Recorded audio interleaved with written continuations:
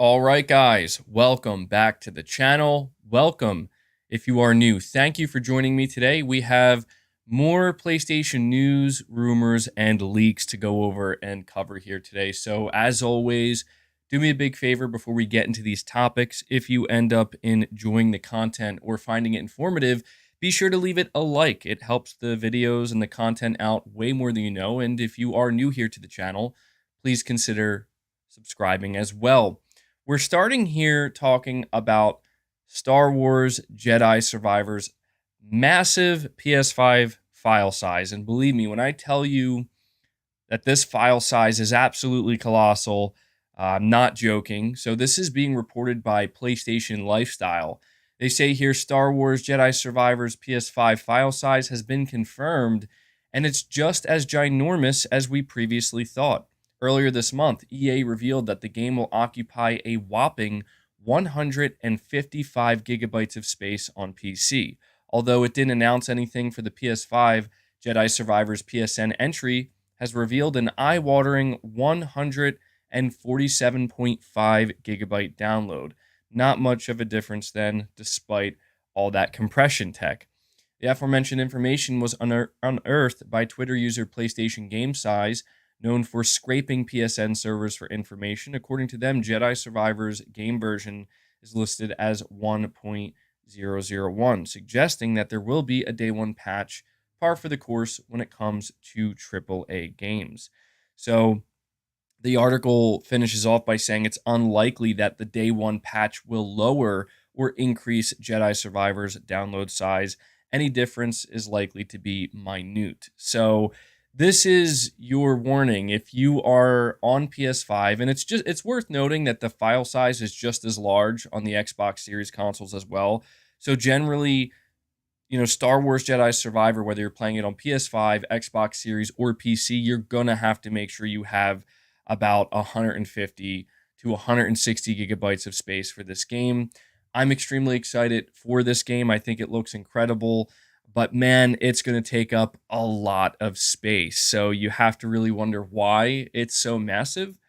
Even, some of Sony's games that go up to 100 plus gigabytes, they don't really get anywhere close to being 150 or 145. So pretty crazy stuff there. Let me know if you're going to have enough space for it.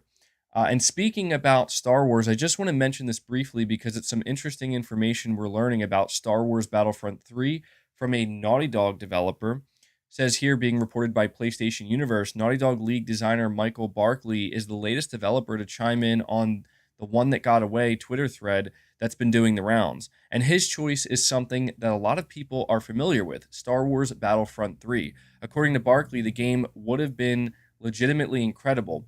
Quote, I feel like it's been long enough now to come out and say Star Wars Battlefront 3 was going to be legit incredible, and the fact it got canceled 2 yards from the finish line is an absolute crime.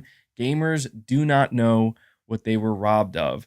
And we're not talking about a Star Wars Battlefront 3, as a follow-up to the more recent Star Wars Battlefront. We're talking about the PS2 era Star Wars Battlefront 2, which is a beloved game.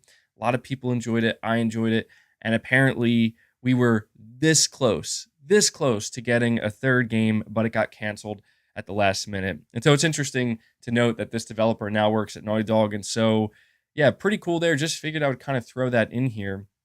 Moving on to the next topic, though, we are talking about Bend Studio because a lot of people seem to believe that Bend Studio is teasing their new PlayStation 5 exclusive, at least a little bit, possibly teasing an upcoming announcement. This is being reported again by PS Lifestyle. Sony Interactive Entertainment's Bend Studio caused a bit of a stir among fans the other day when it seemingly teased its new game in a tweet. Although we know Days Gone 2 is well outside the realm of possibility, the tweet hasn't stopped fans from hoping for a sequel. There isn't much to the tweet except Bend Studio reminding fans that it's hard at work on its new project, which has been kept tightly under wraps thus far, but the tweet is an outlier and that this is the first time Bend Studio has officially alluded to anything new outside of its usual job advertisements. Twitter replies are understandably full of requests for Days Gone 2. However, the chances of Bend Studio working on a sequel for its 2019 PS4 exclusive are slim to none. Sony turned down the pitch for Days Gone 2, which was to the dismay of not only the game's fans, but also some of its vocal developers who have since left Bend Studio. Former developers Jeff Ross and John Garvin have publicly blamed the pitch's rejection on Metacritic scores and other things that we're not going to bother getting into here. But yeah, this is a tweet that Sony Bend put out. They just say Monday, and the image is going to be up on screen for the video version, but they show the PlayStation Studios logo and a pen with the Bend Studio logo on it. And this tweet garnered a lot of attention because a lot of people came across it and kind of got the feeling that this is alluding to something, this is hinting at something, not necessarily what the game is.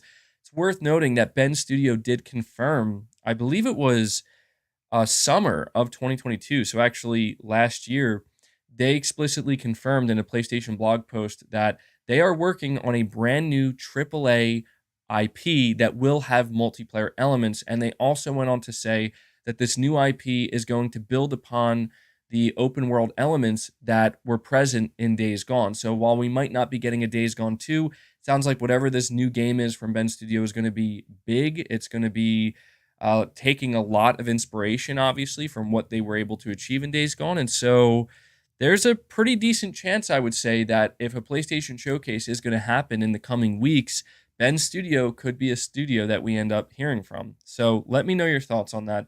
Moving on to the next topic, I have an interesting article here from Push Square, and the title is Horizon Forbidden West Burning Shores the best looking game ever? Now, they accompany this article with a bunch of screenshots, but they say here Horizon Forbidden West Burning Shores is out today exclusively on PS5, and let's cut to the chase. It looks magnificent. We're currently busy playing the expansion to line up our review and other coverage, but we had to share a few spoiler-free screenshots with you. Of course, it's based upon the already stunning main game, but there's something about Burning Shores that really pops. The varied colors and textures found in the environment, the lighting, the brilliant character models, it all adds up to what might be the best looking PS5 game. We've captured a good amount of screenshots, some taken from cutscenes, which do play out in engine, but most are raw gameplay.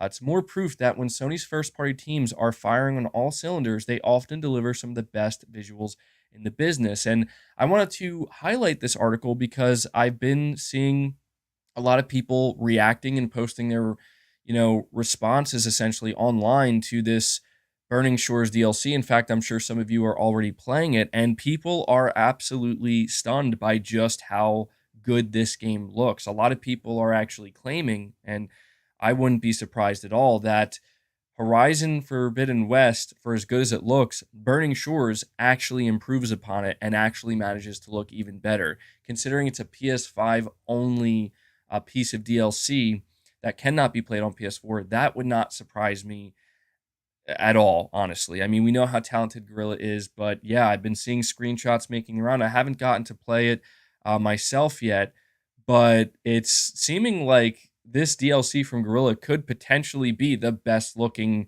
video game ever made. Obviously, that's going to be subjective, but I'm looking at this and I'm thinking, yeah, that's looking very impressive. We are moving on to the final set of topics, and we are talking about just how incredibly well the PS5 is doing. I mean, we have been talking each month now about the reports of, 300% increase, 400% increase. The PS5 is just, it's doing better than anything else out there right now. It's doing better than any previous PlayStation, maybe except for the PS4 up until this point. And this is where things get very exciting. So we're going to start here. PS5 sales rise 500% in Europe. Xbox and Nintendo Switch sales are down. It says here the PlayStation 5 is having a breakout year so far. For March 2023, PS5 sales across Europe have risen 500% when compared to the same numbers for March 2022. Meanwhile, the Xbox Series X and S and Nintendo Switch are struggling in the region. However, the PS5 has more than made up for their decline, leading to an increase in overall consoles in Europe for the first quarter of the year. As suggested by GamesIndustry.biz, the reason for this surge in Europe PS5 sales is due to severe stock shortages for Sony's console in 2022. For Q1 2023, the PS5 has a 369% year-on-year rise in sales, while the Switch is down by 18% and the Xbox Series consoles are down by 10%. For clarity, these figures do not include UK console data, which we already talked about, and we've seen a very similar picture in the UK, where the PS5 is soaring high and it's essentially carrying the industry to a certain extent. By that, I mean, while the Nintendo Switch is down, which is understandable, the Nintendo Switch is an older console at this point, and the Xbox consoles are down in the negatives. The PS5 is not only doing positive, but it's doing so positive that it's basically offsetting everything and actually leading to positive results. So 500% increase in Europe. That is absolutely wild.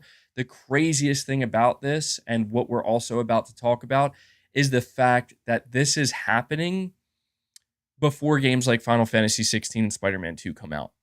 I mean, really let that sink in for a moment. The PS5 is doing this well without the big hitter games even being released yet. Kind of staggering. Now, what's even more crazy is we are now learning about the US data, and the US data is coming out and telling us that PS5 sales are now tracking ahead of the PS4s on a time-aligned basis. Now, this is a very, very big deal because the PS4 was an immensely successful console for Sony. It went on to sell, if I'm not mistaken, about 117, close to 120 million units. And I've speculated many times in the past that seeing the amount of hype and momentum that the PS5 has surrounding it, I could very easily see it surpassing the PS4, and who knows, maybe even making its way to the PlayStation 2. So this is being reported by VGC. They say PS5 sales in the United States have overtaken those PS4 on a time-aligned basis. That's according to Matt Piscatella, Executive Director and Video Game Industry Analyst at Circana, formerly known as NPD Group. In the company's latest monthly sales report, which was published on Wednesday, Piscatella noted that PS5 unit sales are now tracking ahead of PS4s after the first 29 months on the market for both consoles. Boosted by increased stock and recent price promotions, PS5 is the best-selling console unit in both units and dollars for both March and 2023 year to date. Last month, Circana reported that PS5 sales had reached a record high for any PlayStation system in the month of February. And according to Matt Piscatella, PS5 also set a new March individual PlayStation platform unit record. Sony recently said it expects PS5 to smash PS4's global sales record for the first 3 months of the calendar year. And that's pretty much exactly what is happening. And it's interesting because I remember when Sony came out and said this, a lot of people were doubtful, understandably so, because that's a pretty tough record to break. And, Sony doesn't have any major first-party releases for the first quarter, and yet this is what they're doing. And I saved the best news for last, okay? And this is something that it really does bring a smile to my face. It really does make me feel good to be reporting on this. And I haven't seen many others reporting on it, but I've seen Push Square reporting on it. And they have a title here, and this should put a smile on your face as well. Scalped PS5 prices plummet as retail stock surges. They say here it's beginning to look like the dry days of the great PS5 drought might finally be behind us. Sony will certainly tell you they are. Consoles can be found in the wild now. That much is true, and the effect is being felt. Markets do tend to react to economic factors, like, say, an increase in retail stock following an extended period of scarcity. After all, someone had to come up short when the music stopped, and hardware scalpers have found themselves with too many PS5s and insufficient shares. Ever since the PS5 launched, scalpers have been an ever-present issue the world over, one that has both frustrated and deeply upset passionate Sony boss Jim Ryan. In the interest of journalistic impartiality, it should be noted that some scalpers don't appreciate all the negativity and believe their methods are justified by high-minded free market philosophy and the immutable laws of supply and demand. And so, yeah, if you go over to Reddit, you are seeing some scalpers, or at least people posting images of what are scalpers now trying to get rid of their PS5 stock by selling it for $400. And my God, do you love to see it? You absolutely love to see it. But yeah, that's pretty much going to do it for this video and for this news segment. So again, if you did enjoy it, be sure to leave it a like, subscribe if you're new, and I will catch you guys in the next one. I'm now moving over to the chat here. Let's go see what's going on. Yeah, that's the news I have for you today for PlayStation, and we're going to talk all about it. But man, I really had a good time reading that that last article there, hearing that PlayStation 5 scalpers are left with too many PS5s. They don't know what to do with them. Let me bring everything up on screen here. Guys, let me ask you, how is the stream? I'm getting a couple of alerts here. Apparently my stream might be struggling. It says skipped frames detected. Generally speaking, how is the stream? Does it seem like it's struggling? I mean, does it seem like it's okay to you?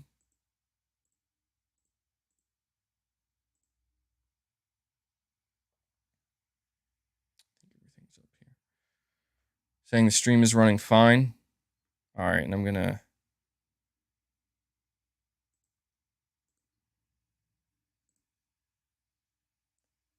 get rid of this stuff.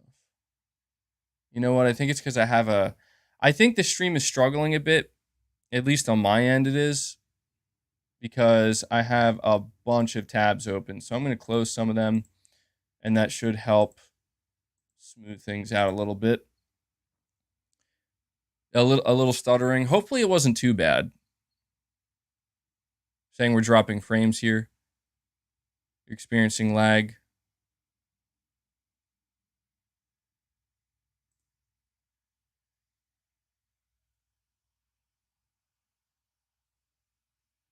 I'm going to give it just a minute here to see if it corrects itself.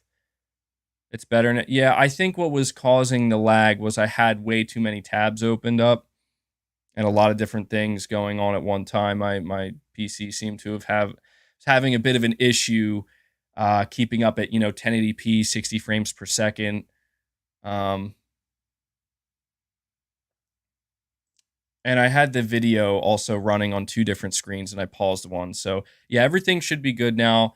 I guess the question I have for you guys now, maybe you can let me know. I'll find out later. During the entire time when I was reading the news, was it really laggy? Were there a bunch of drop frames? Was it struggling and was it stuttering, or was it mostly okay? Hopefully it was mostly okay. Because I'm hoping to use that for a video later, obviously.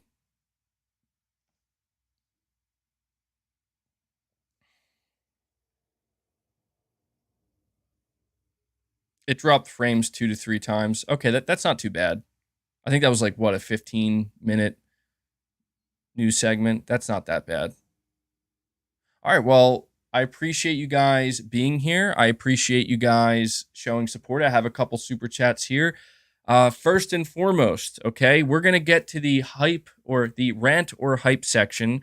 Before I do, there are a couple of things I want to let everybody know about. First of all, if you are a channel member, and we've gained quite a few new channel members here on the channel, there are a couple things that are out there for you guys. Okay, the first one is we now officially have emojis. Okay, and obviously I'll be adding more emojis over time. The way YouTube does it is the more channel members you get, the more emojis you can have. Basically, the more you can expand them.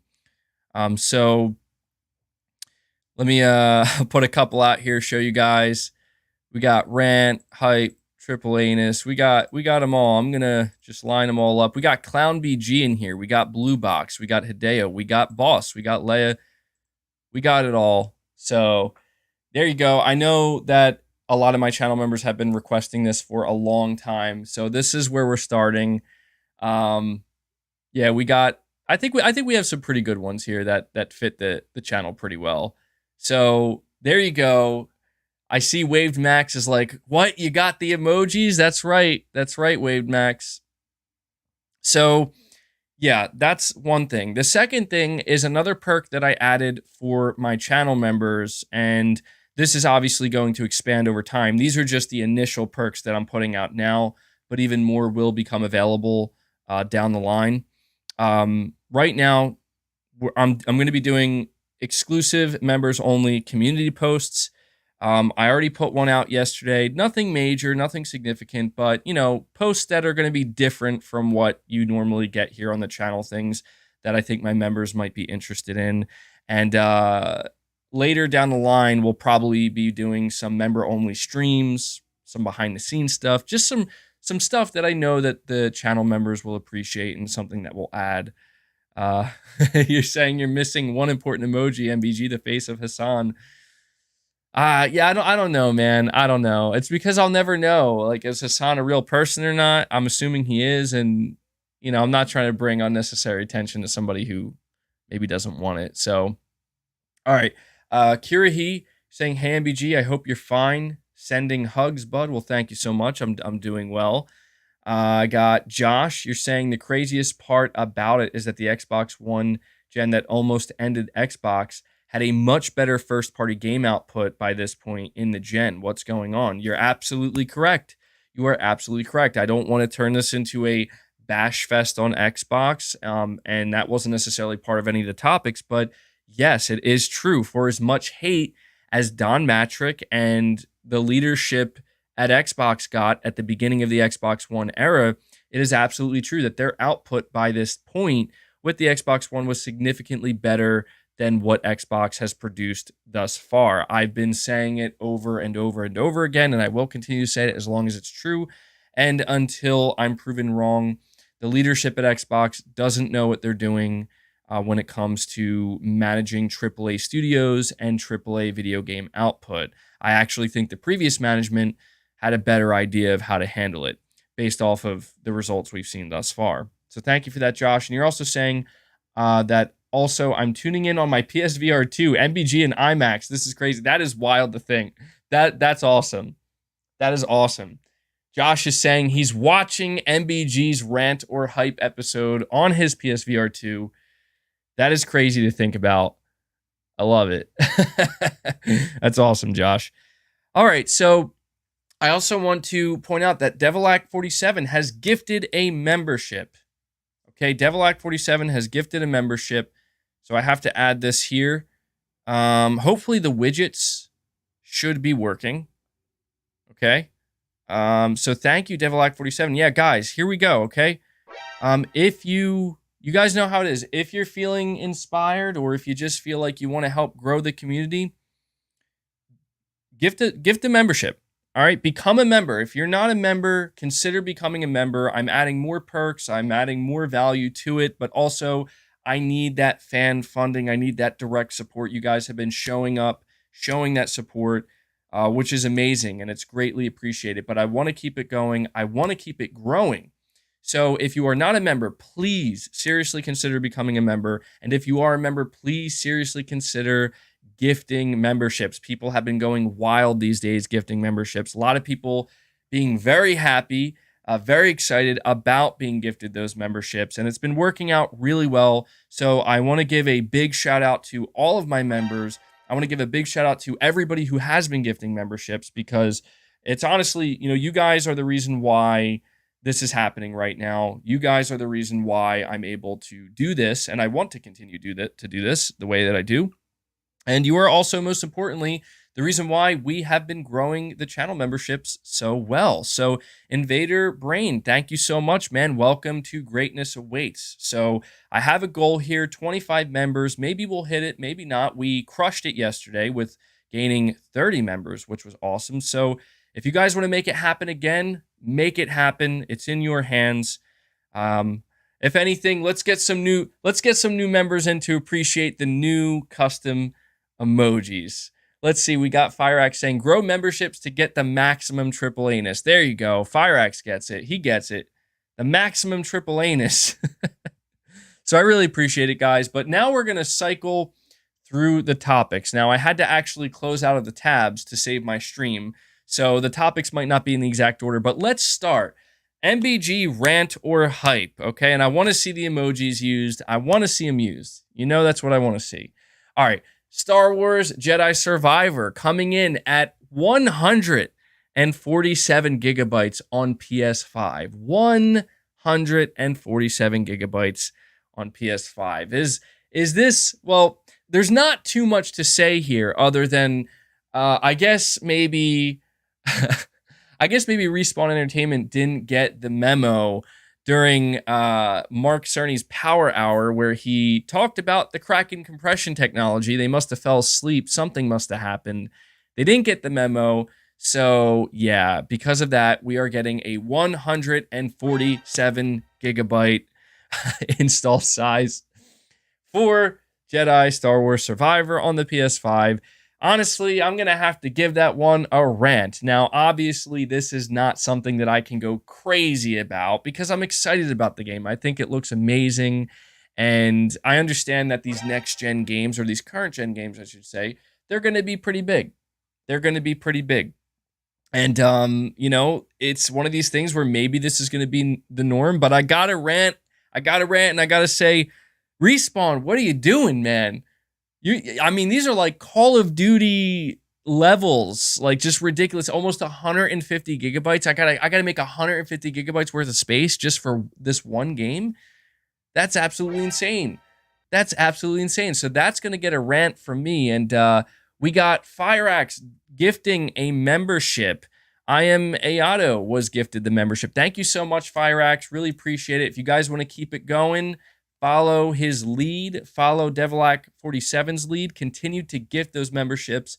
Let's see if we can hit today's goal. Would be absolutely incredible if we could. We have Astro Gamer becoming a member. Welcome to greatness awaits, my friend. I really appreciate it. Let's keep it going. Love to see it. So yeah, Star Wars Jedi Survivor, gonna have to give that a rant. Not obviously not gonna go on a crazy rant here, but 150 gigabytes practically for a single game. That's a bit too much. That's absolutely insane. I think 100 gigabytes would be reasonable, but man, that's a lot of space. That's a lot of space to be taken up by a single game. The next topic, I'm not really going to talk about. I don't know if it's relevant, but Battlefront 3 almost happened. Okay, apparently Star Wars Battlefront 3 was this close to being finished and released, and it was canceled at the last second. I'm going to have to come out and say that deserves a rant as well, because if you played the original Star Wars Battlefront on PS2 and Battlefront 2, these were amazing games. These were awesome games. And everybody was wondering, where's Battlefront 3? And we just recently learned from a developer who was working on it that apparently it was a thing, and it was almost done. It was 2 yards from the finish line, I believe, as he put it, but it was canceled at the last moment. So I'm going to have to give that a rant. Not sure why they would decide to cancel it that late in its development cycle. It's a game that clearly was going to be good. It was clearly a game that people were going to be excited about, but they ended up canceling it. So that is going to get a certified MBG rant. Now, moving on from that, I believe the next topic that we discussed was Ben Studio's new game. Okay, Ben Studio's new game. Really quick, Devil Shooter, you're saying there is a beta footage of Battlefront 3. Pull it up. Yeah, I'll have to check that out, man. I had no idea. I didn't know that. Yeah, we do need a Bad Company 3 as well from EA. Make it happen. DICE, Bad Company 3. Make it happen. All right, so we have Ben Studio. Okay, Ben Studio is clearly out here teasing their new game, teasing their new AAA IP. And I gotta say, I've been seeing there are a lot of people who they are not aware. Okay, there are a lot of people who are not aware, a lot of PlayStation fans, a lot of Days Gone fans, who don't know that Days Gone 2 is not happening. It's been confirmed that Days Gone 2, as of right now, is not happening. Now, here's something strange about this, okay? What's strange about the Days Gone situation is Sony still sees value in the Days Gone brand, okay? They did not throw it to the wayside and abandon it. Instead, they brought it to PC, and it's getting its own movie. Days Gone is getting its own movie. So Sony still sees quite a bit of value in the Days Gone IP. It just turns out that the studio itself didn't actually want to make a sequel. And apparently they're saying it was due to Metacritic scores, so on and so forth. I'm not so sure about that. But the good news is that for those who are Days Gone fans, I was a Days Gone fan. I thought Days Gone was an underrated game, frankly. I think people were way harder on Days Gone than they should have been. I'm going to be real right now. I feel like this was a game that did a lot of things really well. I thought Ben Studio, considering it was their first time making a big AAA open world game, I think they did a fantastic job. It wasn't perfect. It definitely wasn't perfect, but a lot of things it did, I think it did really well. And most importantly, the potential of that horde mechanic, right? Like the just the insanity of those hordes. Thinking about what they could have done with that going forward with the PS5 and the IO throughput, but that's not what we're getting. Shout out to Benedict Martinez, welcoming you to Greatness Awaits. Thank you for becoming a channel member, man. Really appreciate that.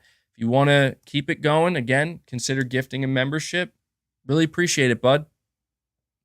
Days Gone 2 isn't happening, but what is happening is a brand new AAA IP from Ben Studio. Now, here's where things differ a little bit, okay? Before anybody gets upset, because I know some people are going to get upset, one of the things that Ben Studio did confirm is that this new AAA IP of theirs is going to offer some type of multiplayer. It's not going to be a multiplayer only game, but it's going to have, they almost make it sound like it's going to be co-op of some kind. Now, before anybody gets upset, I want it to be known that the sequel 4 Days Gone that was pitched, because a sequel 4 Days Gone was actually pitched. Days Gone 2 was going to feature multiplayer. Okay? It was going to feature multiplayer. So don't think that just because Days Gone didn't have multiplayer and this new IP that Ben Studio is working on will have some multiplayer, don't assume that, oh man, they scrapped their single player Days Gone 2 in favor of this. No, Days Gone 2 was going to have multiplayer. And it's pretty clear that it was going to have some type of co-op. It seems to me that whatever this new game is from Bend, it's not going to be like a competitive multiplayer shooter. They make it clear it's going to be an open world game. They even said in the blog post that they're going to be taking the, all the things that all the mechanics, all the systems that they've built up in Days Gone, they're going to be refining them and incorporating that into whatever this new game is. Now, I also want to add one more thing to this, and I don't know if there's any truth to this or not, so take this with a major grain of salt. But the last I heard, Ben Studio's game, this new IP that they're working on, is basically a combination of Metal Gear Solid 5 and Hitman. It's going to be an action stealth game, and it's going to be set during the Cold War, and it will have some type of co-op multiplayer component. Okay, that's the last I heard. I do not know if there's truth to that, but I gotta say, when you consider the roots of Ben Studio, the fact that, they're the studio that made Siphon Filter, that's really what they're known for, and you consider how they gave their first try at an open world with Days Gone, I could see them wanting to combine these two things. Like we've done action stealth in the past, we've done open world. Let's take those two things and combine them. I think it sounds very promising, and if it can have that kind of AAA shine to it that PlayStation Studios titles are known to have, I think this could be an absolutely massive game. And so them kind of coming out here teasing something, I don't know, man. I'm very excited. I'm very excited. So, when it comes to this topic regarding Ben Studio potentially teasing their new game, absolutely that gets a hype from me. Absolutely. I am there day one. Ben Studio won me over big time with Days Gone. So I'm there day one for whatever their next game is, whatever their next project is. I'm there, and I'm very excited about it. Subtext, a member for 8 months. Thank you, buddy. You're saying, if there's ever any doubt about how important games look at Xbox, filling stores with cheaper Series S, cutting to $250, $15 Game Pass, sales dropping. Yep, it's true, man. It's absolutely true. We're going to talk about that very soon. I'm going to be talking about how the PS5 is absolutely obliterating competition. People think, you know what people are going to think? They're going to think, MBG, you're being toxic. You're being a fanboy. I am not being toxic. I'm not being a fanboy. That is a fact. That is a literal fact at this moment in time. The PS5 is obliterating the competition. They're absolutely dominating. Not because I want them to, not because I'm in some delusional bubble where I'm just saying, yep, that's what it is. No, the data is there. You can't argue the numbers. The numbers don't lie. By the way, guys, do you recognize who the emoji is, or who is there for the emoji for the hype? The hype emoji. You guys understand who that is, right? I just need to make sure, because I was a little bit worried that people weren't going to be able to recognize who it is, but surely you guys do, right? Just got to make sure. You know? But yes. Yes, it is Joel. It's Joel smiling. It's Master Chief. Okay. That's the one. Yeah, because I never did the emojis before, so I was a little bit worried, you know, that they're so small. I want to make sure people know who it is. I tried to get one. It's Abby, right? No. I tried to get one of like Big Boss or something smiling, but that didn't quite work out. So I figured Joel's pretty fitting. Joel's one of my favorite characters. So, but subtext, yeah, dude, you're absolutely right. You are absolutely right. Let me see. Halo EG, you're saying, hey, MBG, and thank you for the $10, man. You're saying, hey, MBG, had to defend you the other night on Dealer Gaming's podcast. These people will do anything to make themselves feel better in any way to damage control. Love watching your channel, man. Keep it up. Well, I appreciate it, dude. I mean, I'll be honest, I don't really pay much attention to what other shows or content creators may be saying about me. I mean, I'm sure, I have no doubt in my mind that it's probably not anything great, especially if they happen to be Xbox content creators. And, you know, that's the thing is like, the past week and a half or so have been very hard on Xbox.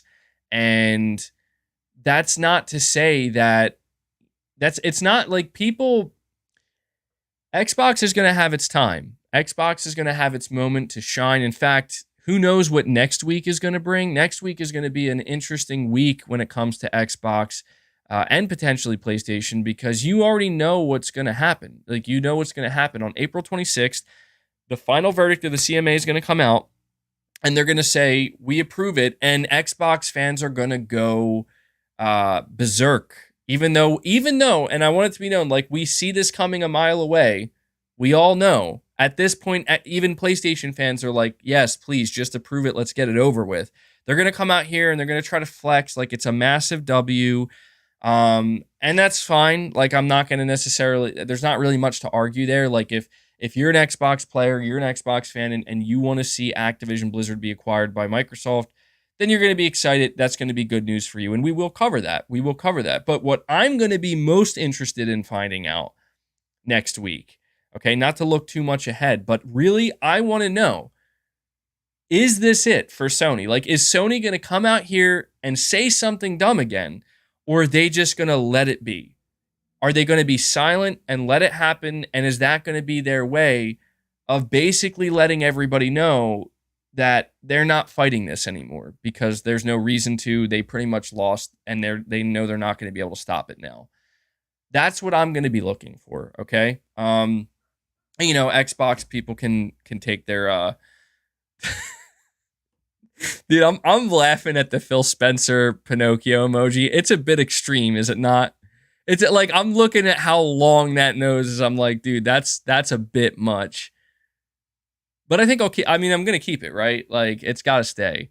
So it's like the first time I'm seeing it being used. So it's pretty funny looking, dude. It's pretty funny. And yeah, I think it's fitting. And people can't say I'm being too harsh either, because I got a crying Jim. In there too. So I also, there is an emoji that I think I named it Xbox W, as in like Xbox win. and it's of Phil Spencer laughing. So that emoji could come into play possibly next week. That'll be a win for Xbox. They get the CMA to approve their stuff, but right now, yeah, it's not looking too great. And that's the thing I'm mainly going to be paying attention to with this whole situation happening, right? Like, and to get back to your super chat, Halo EG, I appreciate it, man. When it comes to stuff like this, I think that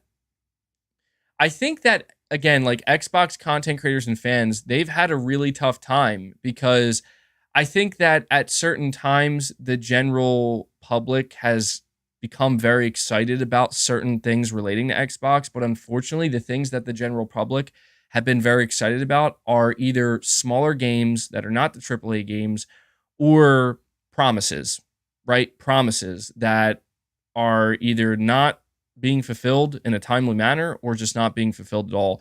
And I think that's why a lot of times with the Xbox community and with the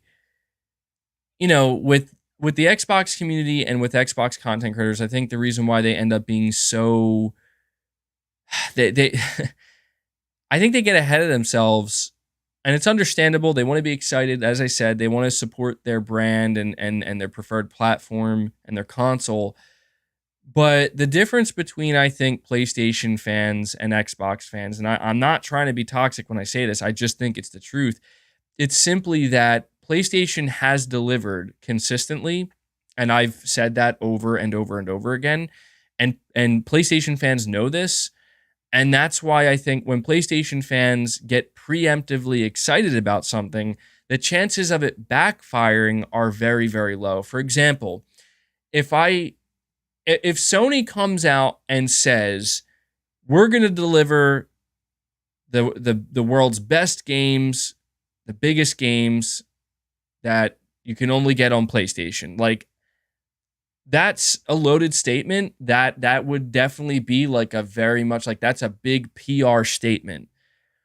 But my question would be, do we doubt that? Do we think they're bullshitting? Do we think they're lying? My answer is going to be probably not. No. Like, I actually think I don't think Sony would say that. Like, Sony's not about, Sony's less talk, more walk. Microsoft is nearly all talk and hardly any walk.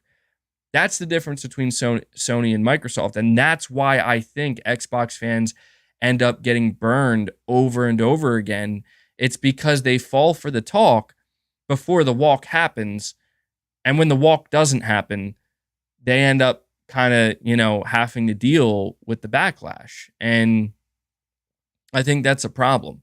I do. I think that's a problem. That's why I just feel like at this point in time, when it comes to Microsoft and their gaming division, we can complain and people can complain all they want about, oh man, Sony is too quiet. Sony isn't revealing enough. And I've been one of these people. I've been out here saying Sony needs to do a showcase. It's went on for too long. I want to see the projects, and I'm eager. I'm very eager, and I'm excited and a little bit impatient. But the reality is Sony's delivering even today. Even today, Sony delivers Horizon Burning Shores DLC. Quality DLC that is now, the people are looking at it thinking this might be the best damn looking video game ever created. Okay, Sony just drops that in the middle of April out of nowhere. After already delivering, right? After already delivering consistently for multiple years in a row. This is why when people say like, dude, just let Sony do their thing, and we might have to wait a little bit, but the wait will absolutely be worth it. When Sony talks, it's not just going to be talk. When Sony talks, we know we're getting something, and we're getting something really good. When Sony talks, we're going to pay attention, we're going to be hyped, and we're going to be confident. When Microsoft talks, I don't know how many years in a row has to go by, because it's literally been happening since 2016. It's been that long. I don't know how many years in a row have to go by where Microsoft and Phil Spencer and everybody else, they talk and they talk and they talk. It's not to say they haven't delivered anything, but it's been extremely inconsistent, and their fans have been burned over and over and over again. I just have to question, like, at what point is it stop talking and release the damn games?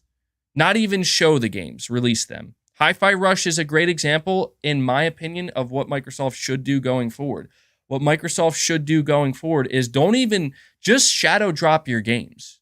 Because you know what? Like, that was a thing that I'll be honest, I haven't seen that much buzz around Xbox games, like an Xbox game, like that much just kind of out of nowhere positivity and excitement in a long time. And I really think that I know when it comes to the AAA marketing cycle, like you can't shadow drop a game like Starfield.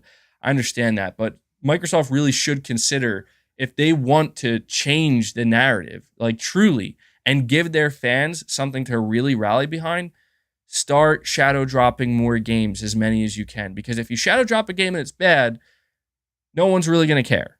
They're just going to say, well, we didn't even know that this game was coming. It's unfortunate. It's not great. We're moving on now. If you shadow drop a game like Hi-Fi Rush and it's great, that's a different story. That's going to do wonders for the brand. By the way, Halo EG, thank you so much for becoming a member, man. Really appreciate that. We are now sitting at 6 out of 25 members. You guys are awesome. There's something else I actually wanted to let you guys know, an idea I have that I think you guys would like this. Now, this wouldn't just benefit members, of course. It's not like a member exclusive thing, but I know my members would like it, but it would benefit everybody who tunes into the stream. As you can see, I have two emojis of my cats, of Boss and Leia. And I was just thinking, because a lot of times Boss sits next to me here on the floor. He lays next to me on the floor next to my desk. And he's not on camera. And I know you guys like to see the cats on screen. It just, who doesn't? It just adds another layer, right? So I was thinking, the day we can get to 500 channel members, which we're not as far off as you would think. The day we can get to 500 channel members, I'm thinking about investing into a cat tower that I can put back here in place of this stand so that they can be on stream with us, hopefully at all times. I'm sure that they would love the cat tower, and they're always looking for somewhere high up to chill out. So, and then we'll get a cat cam at some point. Yeah, maybe we could do something like that. So just a little goal that we can strive for. Do I tend to check my YouTube email? Yeah, I do. I don't always respond though. I just, heads up, I get a lot of emails and I very, very, very, very rarely respond to them just because it's too much to keep up with, man. It's too much. But that's an idea we can go for. If we can hit 500 channel members, keep those channel memberships growing, I will invest in a cat tower. I will put it in the back here, and we will have Boss and Leia. Mostly Boss. I think Boss would be there more than Leia would, but we can have them hang out with us. And somebody even gave me an idea. They were like, hey, MBG, how about like for every 25 members you get, or every like 10 members or something, you give your cat a treat or something. I don't know. Interesting ideas, stuff we can work with, but Series X cat tower. Yeah, there we go. That'd be funny. All right, let me see. So thank you, Halo EG. I really appreciate it. Tommy, you're saying big Xbox creators never go as hard on Xbox as they really should because they got to maintain the goodwill with their executive Twitter buddies. Frauds. I mean, that's the thing that bothers me, dude, is I've seen a lot of Xbox fans as well as like, content creators and personalities. They've come out and when the shit hits the fan, right? Like with, for example, like with Redfall, it's like, dude, let me bring something up and I'm going to read it to you guys. Okay. I'm going to read it to you guys. Oh, by the way, really quick, before I read this to you guys, I want to double check just because I kind of messed it up a little bit yesterday. For anybody, when the super chats come up, are the notifications coming up? The like Metal Gear, the code is the codec playing? Are the notifications happening? That's what I want to make sure of, because on my end it says everything's set up, and because I'm still new at this, they do. Okay, all right, good. Everything's working smoothly then. Just wanted to make sure, because I don't hear it when it happens.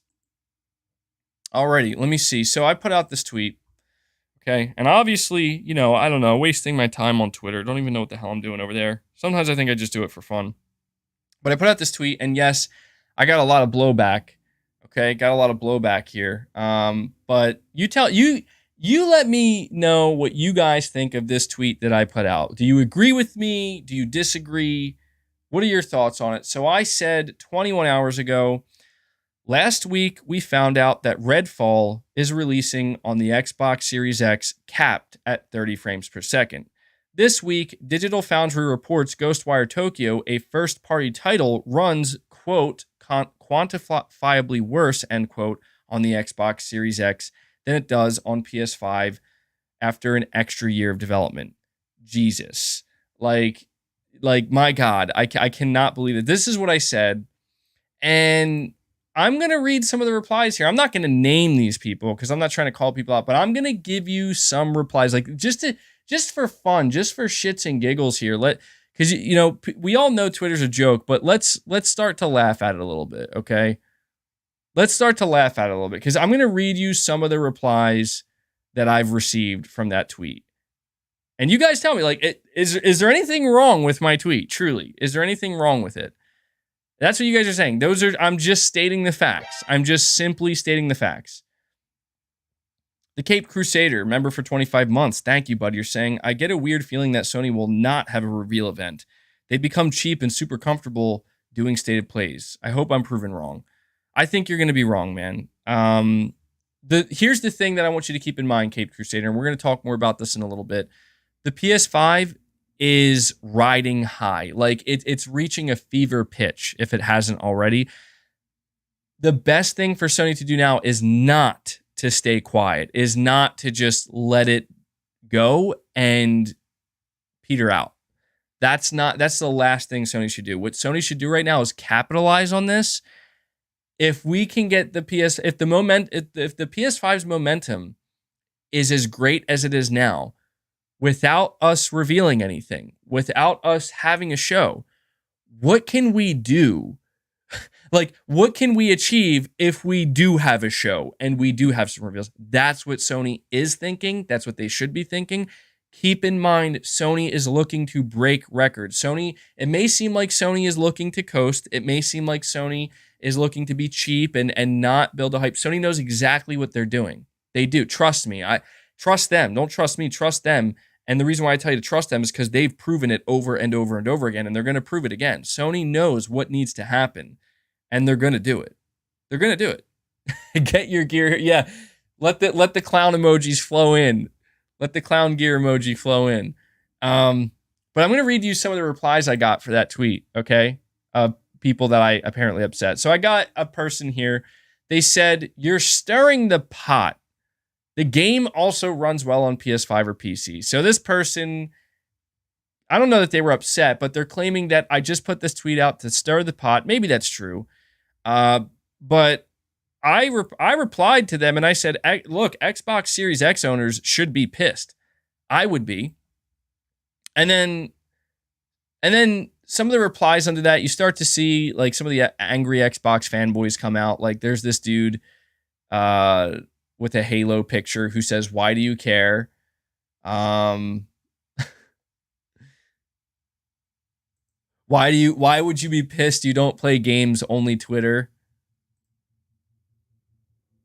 God, man. Like there's just, you could tell like they're getting so mad. Another person says, who cares? Just let people enjoy themselves with whatever console they like. So I replied to them and I said, people got to know what Microsoft is offering them for $500. And then this guy replies, right? This guy says, you didn't have this same energy with GT7 or Returnal the way those games launched. First off, Returnal didn't launch in a bad state. I don't know what that guy's talking about. Yeah, I got to get a tinfoil emoji. Tinfoil hat emoji, yeah. But I don't know what that guy's talking about. Returnal, as far as I can recall, was fine. Like maybe it had a couple of bugs at most, but really nothing major at all. And then he says GT7, like, bro, people are agreeing with this dude. Like this guy got six people said, yeah, this guy's right. No, you're actually, go back and check. I had a lot to say about GT7 and the way it was handled with the microtransactions. I had an entire podcast where I complained about it. Like, this is what I'm saying, man. Like, these guys, they get so angry. Here's like, MBG should be saying this. He should be focused. Like, dude, I should be saying it, and I will say it, because it's not just because it's Xbox. Like, dude, people think that, like, oh, Xbox sucks, so I guess I should say something about it. But nobody will tell you about all the good things I had to say about Hellblade. Nope, we'll just ignore that.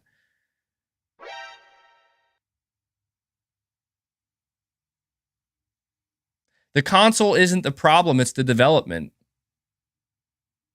Now, if you want to criticize the developers and management.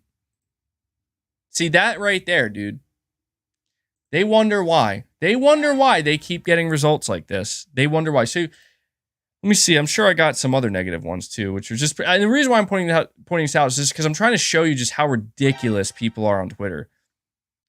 Another person replied to that by saying, if Redfall reviews are good, there will be major meltdowns here, LOL. Dude, why is half your content about Xbox when you make PS content? Like, let me ask you guys this. Like, how long is it going to take? How long is it going to take for people to realize that, dude, I'm not just going to talk about PlayStation? I understand. I understand that maybe I made it, like, I kept saying, oh, I'm a PlayStation guy, so I'm just going to focus on PlayStation. That's not who I am anymore. That's not what MBG is. I know MBG is a PlayStation fan, and in the eyes of a lot of people, MBG is a PlayStation fanboy. It's my preferred console, but I want people to get used to, I'm going to start talking about more than just PlayStation when it's relevant.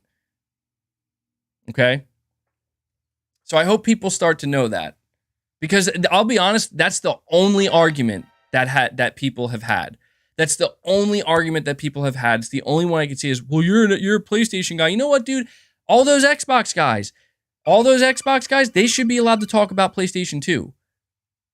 Like, I just find it so weird that, like, what is going on in people's minds that they think, you know what, I'm going to tell you what you should or shouldn't talk about. Like, no, that's not how this works. And if you think that's how this works, well, that's strange. And I just noticed Chris B, absolutely. Chris, I got to give you a big shout out, bro. I got to give Chris B a big shout out. Chris B has been out here showering my chat with gifted memberships like it's Christmas. Yeah, dude, thank you so much, man. That just shot up the goal. We're now at 16 new members, thanks to Chris B. I really appreciate that, dude. Chris, I've been seeing you here consistently, gifting the memberships. I've seen other people doing it too.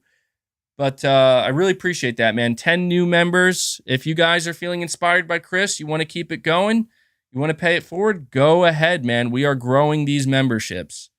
Okay? We are growing these memberships. We're getting more members. And honestly, I got to say this too. I know, because I'm going to keep letting you guys know about the memberships, but one of the reasons is because I'm beginning to feel more inspired. You know, as I see the memberships grow, it's making me feel like more inspired and excited to try to do different things specifically for my members, because I'm always going to be doing regular gaming news content here, rants and hyping and all that stuff here on the channel. But as I see the members grow and I see that people are, you know, there's that added support, there's a different layer. I can be a little bit more personal. I can be a little bit more, you know, than just talking about games, basically. It's giving me ideas. It's just giving me ideas of things that we can do later on. And things are in the works, as you could tell. So, oh, and here we go. We got Royce D gifting 5 memberships as well. Amazing. Let me see here. I got to catch these up here. So we are at 21 members already. You guys are incredible. You keep doing it. We got to get this up. I know it. The pop-up does happen, but for some reason it doesn't actually like count on the counter, so I have to manually do it, so it just looks awkward where it just keeps saying MBGs become a member and you keep hearing the notification. Does the notification go off every time too? I'm pretty sure it does. But either way, man, we are now at 21 members. You guys are seriously incredible. I really appreciate it. That's very, very nice of you. Very thoughtful. And as I say, I keep seeing people getting these memberships gifted to them, and they get hyped too. They get hyped too. Now, and you know what? Now, because this is the first day where we have emojis. We have emojis for the first time. We have some exclusive community posts. Now, anybody who's being gifted a membership, you guys are gaining access to something that you can make immediate use of. So I'm happy to see it, man. I'm happy to see it. All right, let me see here. So yeah, shout out to Royce D. Shout out to Chris B. And thank you for the super chat, Al Manadi. I think I'm saying your name correctly. Thank you for that. And we have Josh. Thank you for the 10, my friend. You're saying we got to get a train going to help fund MBG's PSVR 2. Every chat that goes toward MBG's PSVR 2, add the hashtag PSVR 2. I'll be there to coach you through it, like how the community coached you through Final Fantasy 7. Hashtag PSVR 2. Dude, did you send this super chat while wearing PSVR 2? I bet you did. I bet you did. That's funny as hell, dude. Domingo813, could we revisit old MBG Xbox vids / tweets? Yes, that could be a thing, dude. See, that's what I'm talking about. That right there. The sky's the limit. Maybe a member perk is I'll do reactions to not just my older content, but just more reactionary content in general. I think people would enjoy that. We could definitely do that. Yeah. See, right now, so here's the thing. I just feel the need to explain this to my members as well. I know not all of my members are here right now, but I just want to say this for anybody who is a new member or is planning to become a member.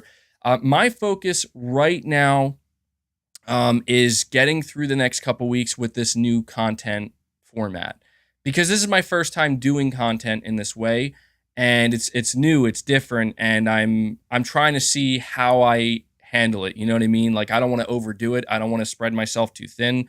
I don't want to burn the candle at both ends. But I'm enjoying it, and so I gotta get into a flow with this new content format in the next couple weeks. And then once I really start to get used to it and it just becomes second nature, that's when I'm really going to start expanding even further and doing even more. So, and you know what? As I said, I think I'm doing it at the perfect time. Yeah, there you go. I'm set up well for a potential showcase.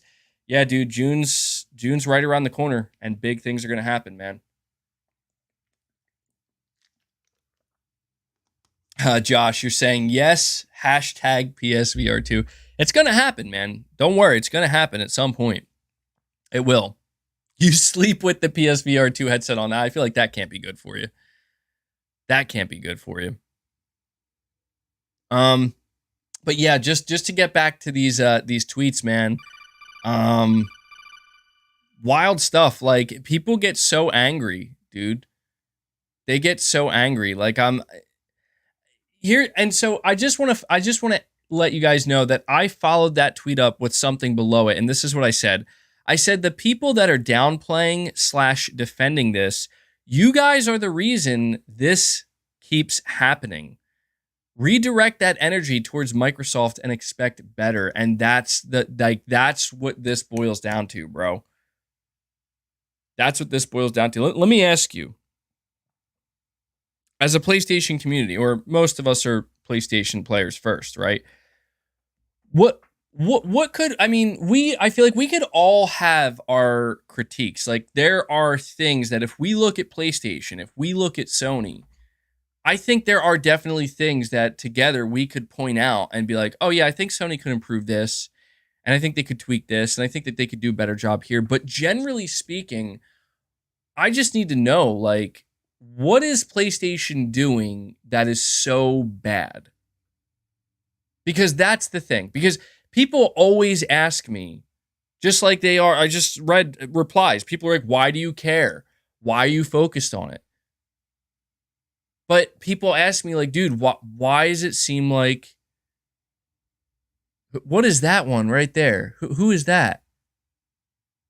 What is that emoji? Where did that come from? Aniki.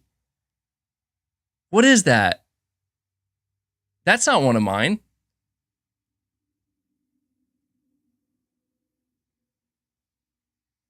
How'd you wait? I'm so confused. Where did that come from?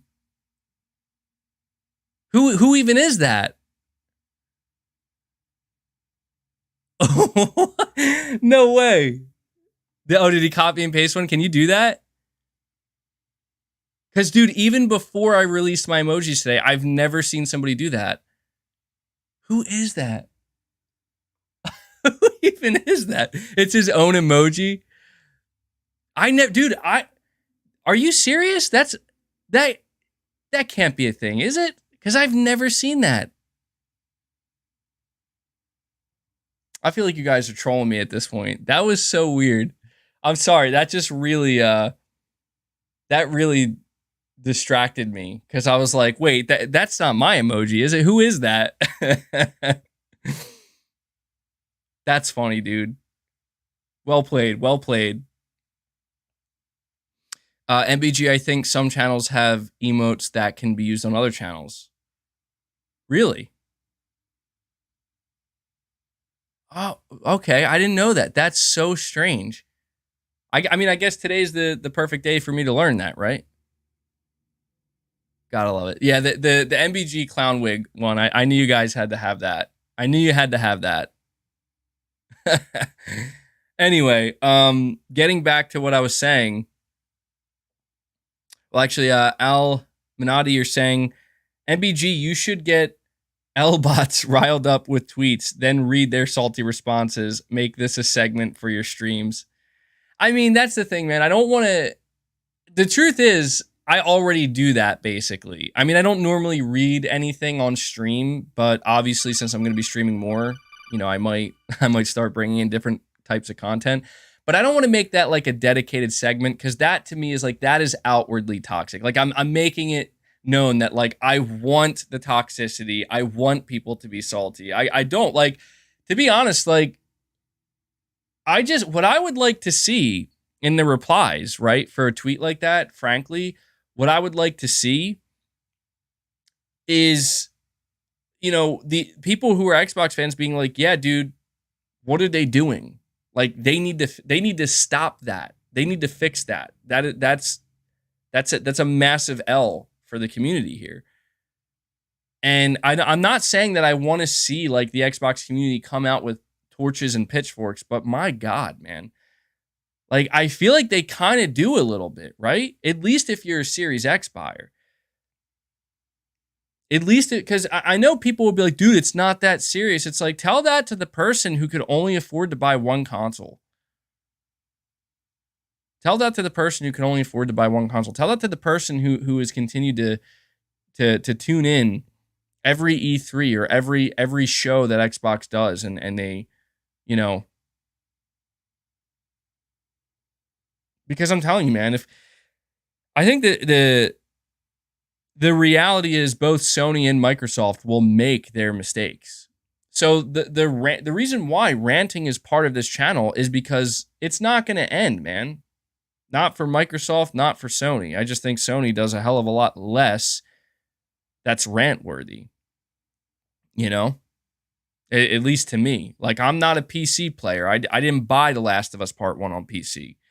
I didn't wait to, you know, I'm not doing that. Like, I bought The Last of Us on PS5, and I enjoyed it on PS5, and it ran great on PS5. I'm a happy customer. I'm a happy PlayStation customer. I'm not an angry PC player who's wants to punch his screen because I just paid $60 for a game that's broke. But that sucks if that's what you are. If you bought The Last of Us for PC and it, you know, you get a broken version, it sucks. I'm not an Xbox Series X buyer. Because why would I buy an Xbox Series X? What's the reason for me to buy an Xbox Series X? Oh, wait, I don't have an Xbox Series X, so that means I can't talk about it? Well, that sucks. That's a sucky mentality for somebody to have, because guess what? It's not going to stop me from talking about it. I'm going to talk about the Xbox Series X as much as I want. I'll talk about the Nintendo Switch as much as I want. Anybody wonder why I don't talk much about the Nintendo Switch? Because, dude, like, Nintendo's doing their job, bro. Straight up. Like, there are a lot of things about Nintendo that I think are, like, kind of, I don't know about that. Right?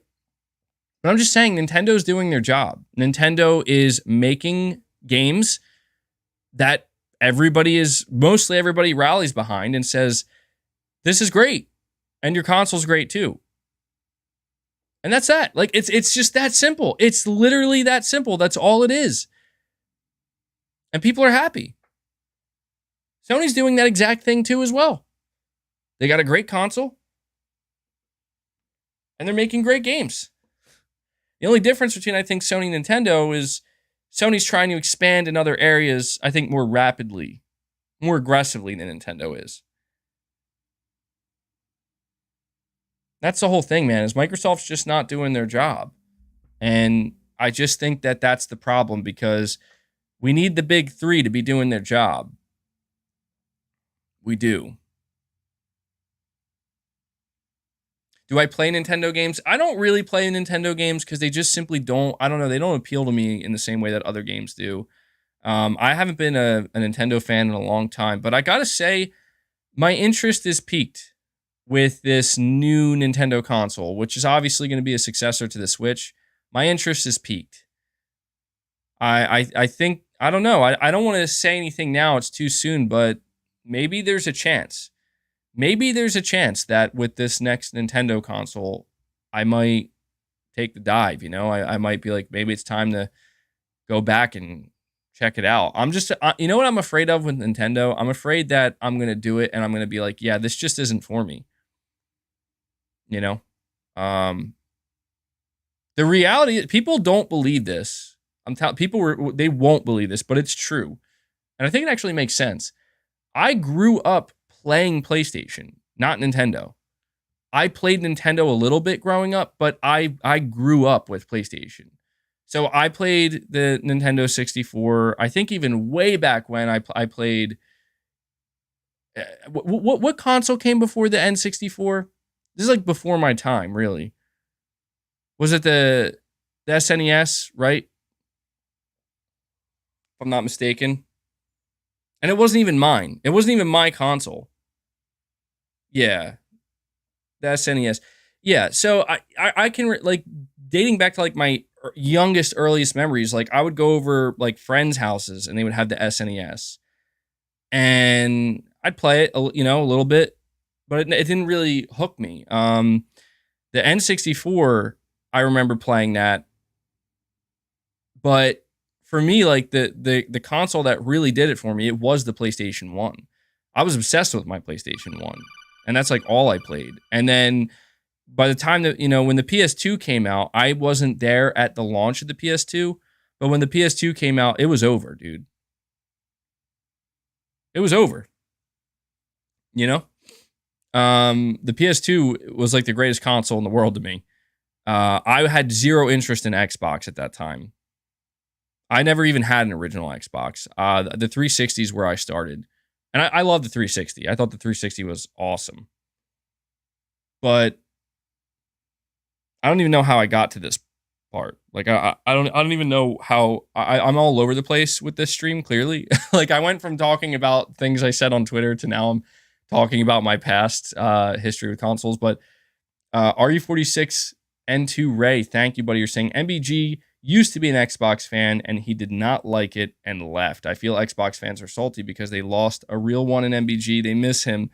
Oh, thank you, man. That's very kind of you. Well, you know, dude, that's the thing is, like, I think people forget I was out here trying to hype up State of Decay 2.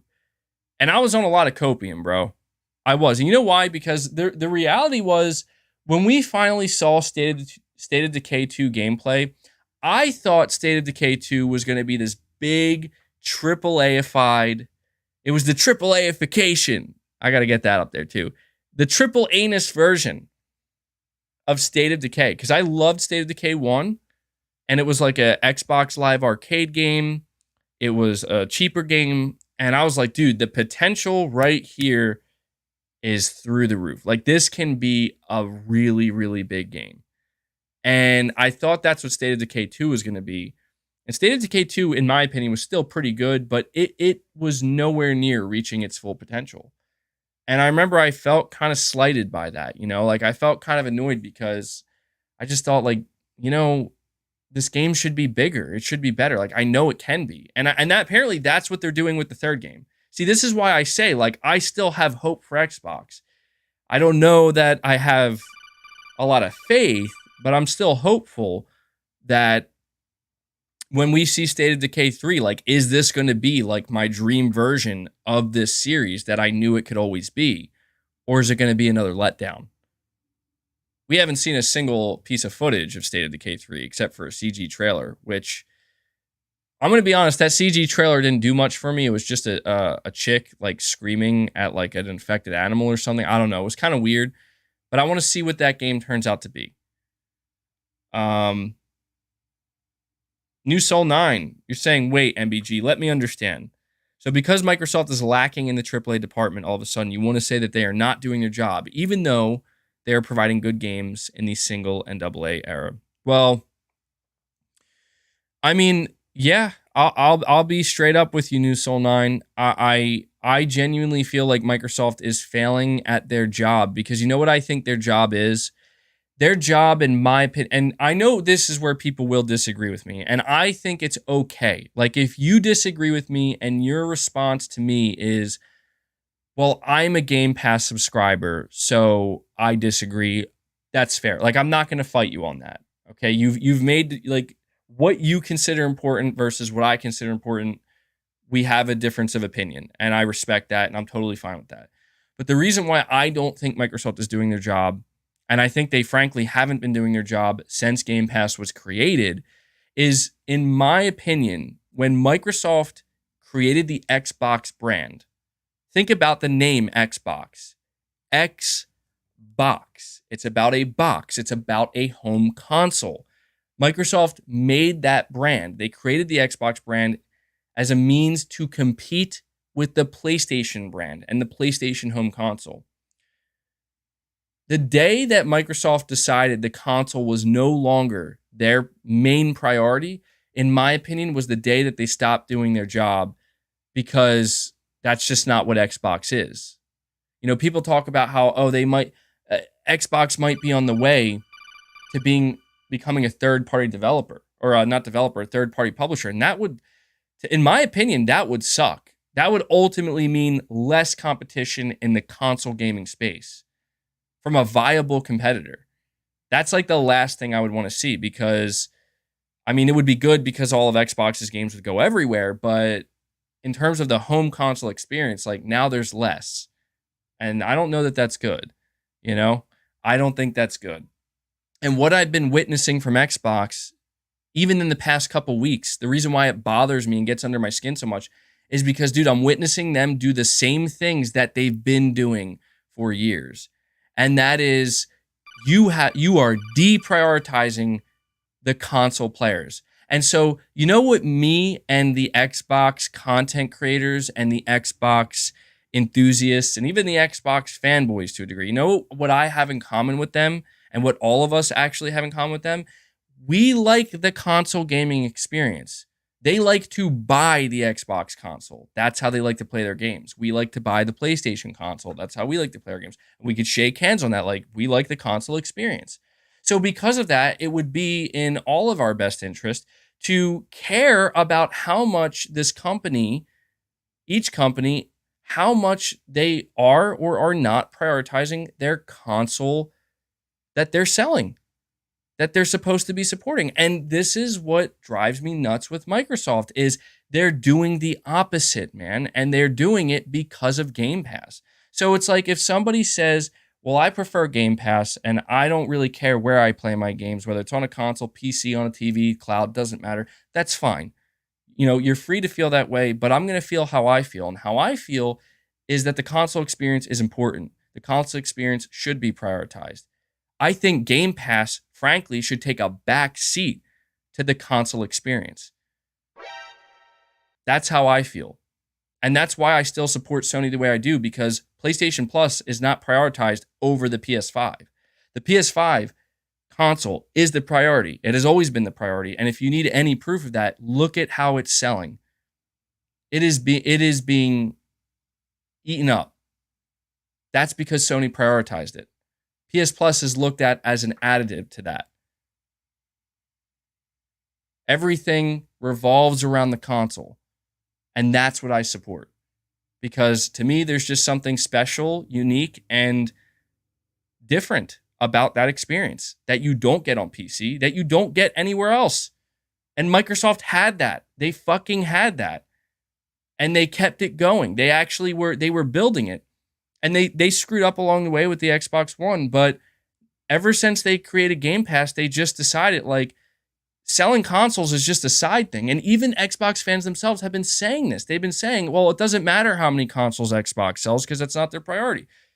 That sucks, dude. I'm sorry, but it does. Like, honestly, I think it's just wild that people are out here trying to fight me because I'm pointing out like, yo, if you bought an Xbox Series X, you're getting a first-person shooter from Microsoft capped at 30 FPS. If you bought a Series X, you're getting, and you waited for Ghostwire Tokyo, you're getting an inferior version compared to the console competitor, the PS5, from a first-party studio. Like, how can people be okay? This is what I'm saying is it's like, people ask me, oh, like, why you care? Why are you talking about this? Because, dude, this is what they should be saying. And they're not. And if they are, as I said, they're being way too quiet about it. People need to fucking absolutely fight Microsoft on this because the fact that they're not, I'm telling you, it's going to keep happening. It is continuing to happen. And as far as I'm concerned, you want to know why I care about this so much? Because I care about the PS5 console. I care about the console marketplace. I care about competition in that marketplace. Microsoft is trying to force Sony. They're trying to grab Sony and tug them into saying, don't you want to try to compete with us in a subscription service race? And Sony's like, no, we're good, dude. Like, we're not failing. We're doing well. We're on top because we earned our way here. We did what we had to do to get here. We made the necessary moves. We spent the necessary money. We made the necessary strategic acquisitions, whatever it might be. That's what we did to get here. And Microsoft is like, well, we've been trying to compete with you, but it's not working. And that's not necessarily Sony's fault, right? It's not Sony. Sony isn't going to come out and say, well, Microsoft, you're having trouble competing with the PlayStation brand, so we're going to try to suck for a little bit to give you more of a chance. That's not what's going to happen. All right?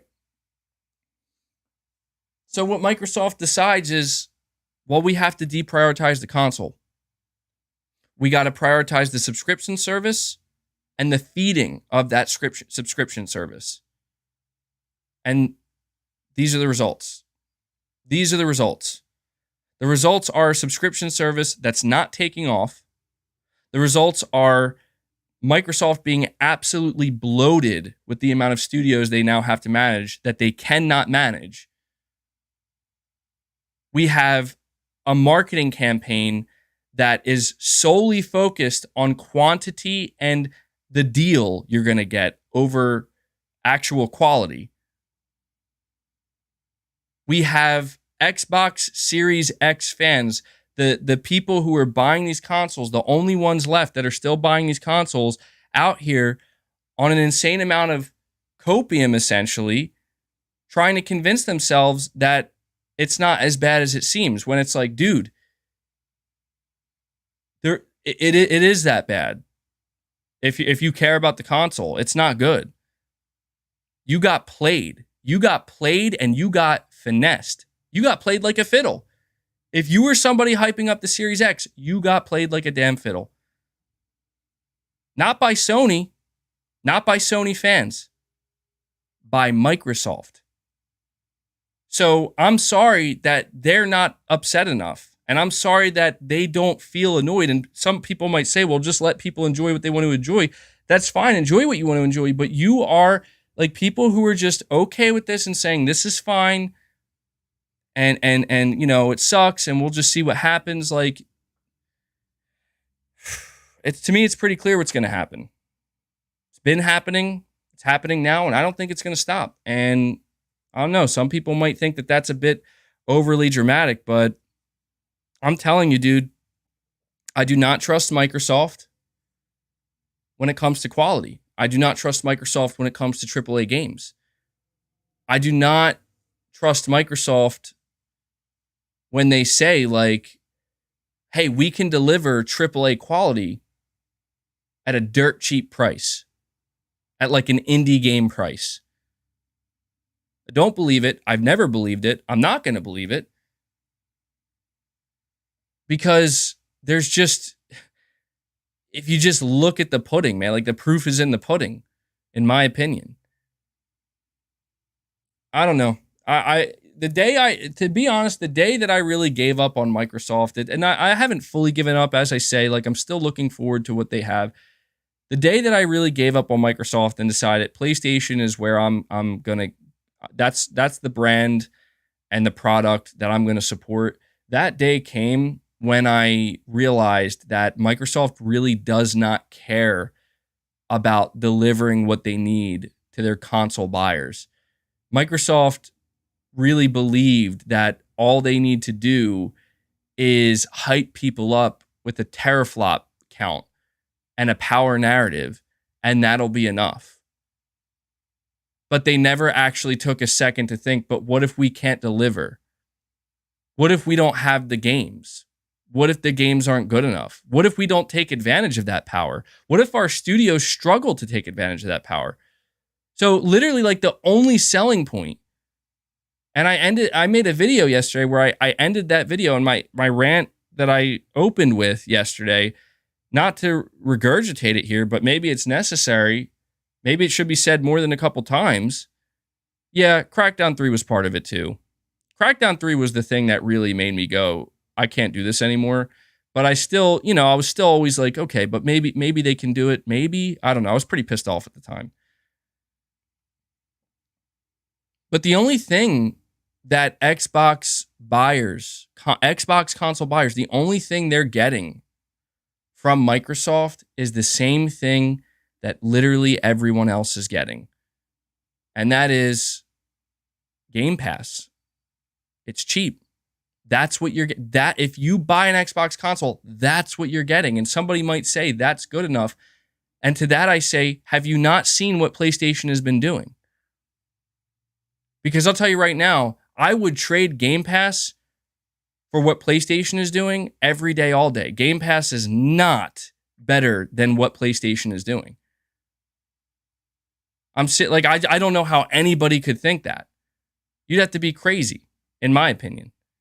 I mean, maybe if a lot of Sony's games and studios don't appeal to you, maybe it's like, well, I'm not into these types of games. Okay, I get that. But if you ask me, like, I guess a part of me is just genuinely confused as to anybody who claims they're happy with Xbox and they're happy with Microsoft. I mean, I'm over here at PlayStation thinking, like, you guys don't want them to do this? Like, you guys don't want this? I mean, I know it's a little bit more expensive, but you're telling me you wouldn't be willing to pay for that? And if the answer is no, well, then that tells me all I need to know. Then you don't deserve it. Because how can you expect something like that if you're not willing to pay for it? So, do we blame the consumer? Do we blame the platform holder? I think it's a little of both. I mean, I think that the consumer cannot be blamed for caring about value offered through a great deal. But I think the consumer can take a little bit of the blame of maybe don't, try to be a little bit less ignorant to what it is you're supporting, what it is you're giving your money to. Try to be a little bit more supportive of maybe things that aren't cheap if you're able to, if you can afford to do so, of course, if it's within your means. Take a look at the things that aren't necessarily cheap that catch your eye. You might find it's worth it. You might even find that when you buy into that, you kind of think, damn, I wasn't getting this over there. I don't know, man. And New Soul 9, I just noticed that you have another super chat here. You're saying, I think you are generalizing too much because I know many players that don't only focus on AAA because gamers understand a good game is a good game, big or small. Well, I can't argue with that. And that's why I said that, to be honest, that's why I was saying, like, look, if you're that type of gamer, I could see why Game Pass appeals to you. I could see why you're not nearly as upset with what Microsoft is doing, because that's a lot of what Game Pass is. A lot of what Game Pass is it's not just the AAA games. It's the breadth of different types of games, indie, medium, large, whatever, like it's all there. And the quality varies greatly, of course, but I get that. Like, if you're that type of gamer, that's fine. Yeah, that's true. PlayStation has indie games too, and they have been releasing indie games on PlayStation Plus, so there's that. But I guess I'm just saying, like, to me, it seems clear what's happening here. All right, I'm going to tell you, because the more I think about it, the more clear it becomes. Here, I'll put it to you this way. Let's paint a clear picture, a less convoluted and ranty picture, just something that's clear-cut, easy to understand. The two main differences between Sony and Microsoft when it comes to gaming. Sony is hedging their bets on the console market. Sony is hedging their bets on the premium AAA $70 video game. Microsoft is hedging their bets on a $10 a month subscription service. Microsoft is hedging their bets on the quantity of games that can be fed into that service, not necessarily the quality, as proven by Redfall. And at the end of the day, that's what it boils down to. And so, the thing we are going to see, and this is going to be so interesting to witness in the coming years. I think Sony's biggest fear, and this is something that may be unlikely, and I know that some people might even laugh at it, saying that's never going to happen. I mean, it never happens until it does. I think it's a possibility. I don't know how likely it is. But I think Sony's big fear is that if Microsoft can manage not just one time, I want to make that understood, not just one game, not even just two games, but multiple games consistently over a couple of years in a row, basically for a portion of the generation. If Microsoft can release AAA quality video games that are considered to be the same quality level as what you would get with a $70 product, and they can do that successfully for, again, not just a month, not just 6 months, but like a couple years straight, that could potentially kill Sony's model. Not kill it, but severely damage it. And that's what Microsoft wants. That's why Microsoft bought Ninja Theory. That's why Microsoft bought Bethesda. Because Microsoft knows that if they can strip that away from Sony, they've won. But that's just it. That's just it, though. Microsoft hasn't done that yet. They haven't. You can point to Forza, fine. You can point to Flight Simulator, fine. There are a couple, like I said, of good games that have launched in the Game Pass, like from Microsoft Studios. But there is a reason why you do not see Xbox titles looking like Sony titles, running like Sony titles, getting the type of review scores that Sony titles get, getting anywhere near the same amount of attention. There's a reason for that. And that is something that, honestly, I do not know. I don't know, but I'm leaning towards I don't believe. I don't believe that Microsoft can get that by simply paying for it. I don't think they can. I really don't. I don't think they can. We'll see. We'll see. That's why I've talked so much about Starfield, because to me, that's what Starfield represents. Starfield represents Microsoft's big play. The big play where we bought a publisher. This publisher is going to produce a AAA game that's going to get just as much as attention, just as much positive praise and buzz around it that our competition's games get, that PlayStation games get, that even Nintendo games get. That's what Starfield represents. That's why when the PlayStation community and other PlayStation podcasts and stuff, and even Xbox guys, that's why we all talk about it the same way. Where we all know what the expectation is. Not saying it won't live up to it. Yeah, it'll live up to it at 30 FPS. I think the expectation is it will. But here's the question I have at this point. If Starfield comes out and it does exactly that, the first shot was fired by Microsoft that maybe actually hit Sony. The question is, do they keep it up? What comes after Starfield? What's the next big AAA game? And will it deliver in the same way? I don't know, man. It wouldn't surprise me if Phil Spencer was making the rounds, pay a visit to Playground Games. So how's that Fable coming along? Oh, it's not? You need like 3 more years, potentially? How's Perfect Dark coming along? You lost half your development team? And you're basically rebooting we need to hire Crystal Dynamics? Oh. Okay. Well, how's Hellblade 2 coming along? Oh, it's still not done. Still need more years. Okay.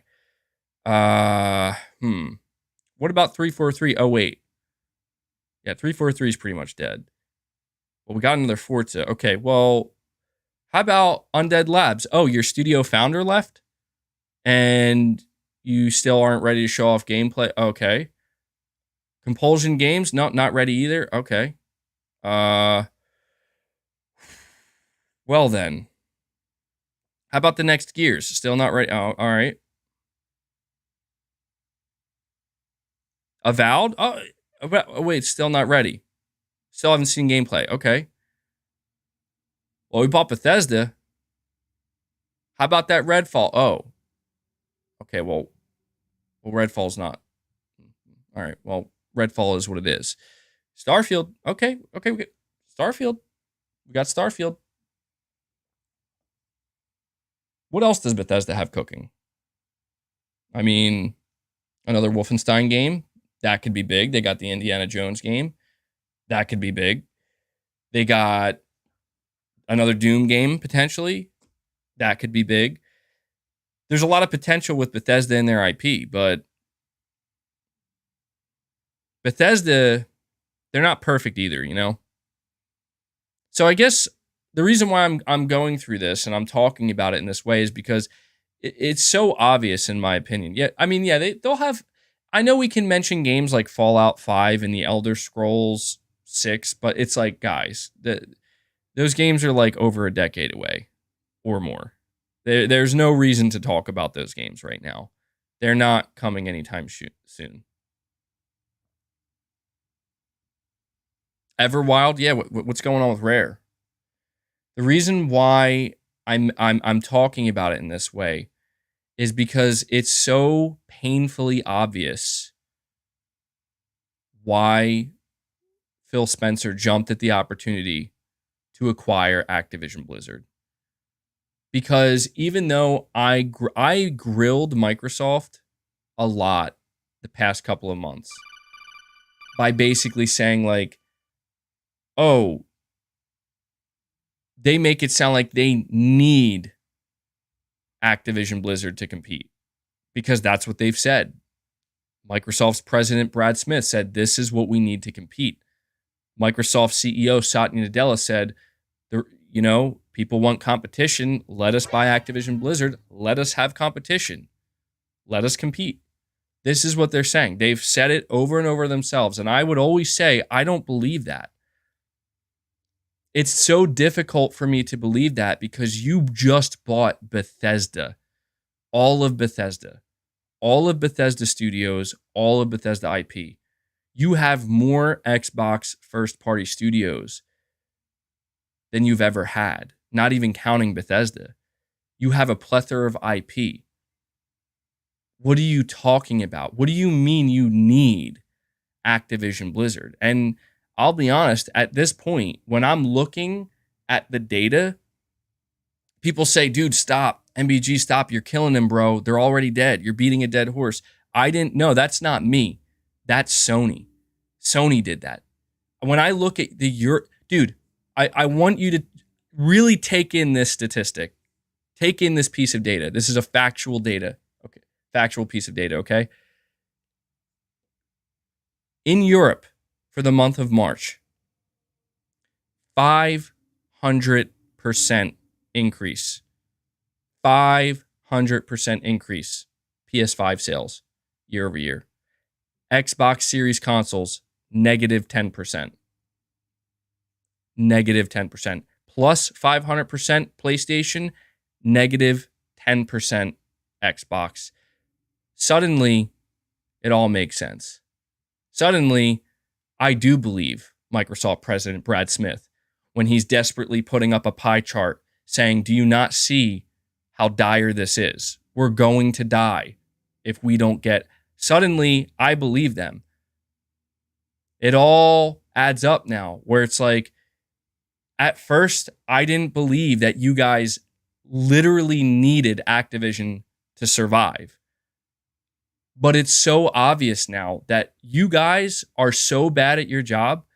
The Xbox brand has been so bad for so long. And PlayStation has been doing so well for so long that, yes, in order for you guys to even have a chance, this is what you need. And I take that knee, dude. I take that L. The past couple months, when I would basically hound on anything Microsoft said, LOL, MBG presenting a case for bad capitalism. Dude, listen, man, maybe that's what it is, but they've convinced me. They have. And I'm somebody who's following this because, dude, I look at Xbox and I think, you know what the biggest concern should be? And it's a concern that I haven't seen enough people bringing up. Truthfully, I haven't. The concern should be, why do people think that Microsoft isn't going to potentially ruin Bethesda or ruin Activision? You know? People need to understand there's a pretty good chance that'll happen.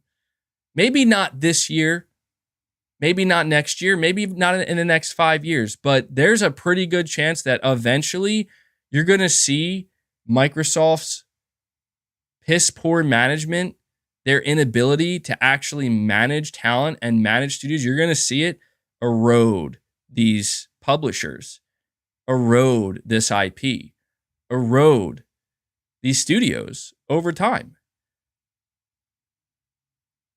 Somebody says Xbox ruins everything they touch. People would fight that. There will people who will say that's not true. Please give me an example of when that's not true. Please, somebody tell me, what hasn't Microsoft ruined? And I'm not talking about small indie titles. I believe in Microsoft's ability to deliver smaller indie titles. Forza. Okay, I'll give you that. Forza. What else? Minecraft? I don't know about that. I mean, look, Minecraft, the game itself, is exactly what it was the day Microsoft bought it. It's a live service game that maintains itself. Yeah, they would have to go well out of their way to ruin Minecraft, but they did release 2 different Minecraft games that have both reviewed extremely poorly. One of those games is in the fucking 60s.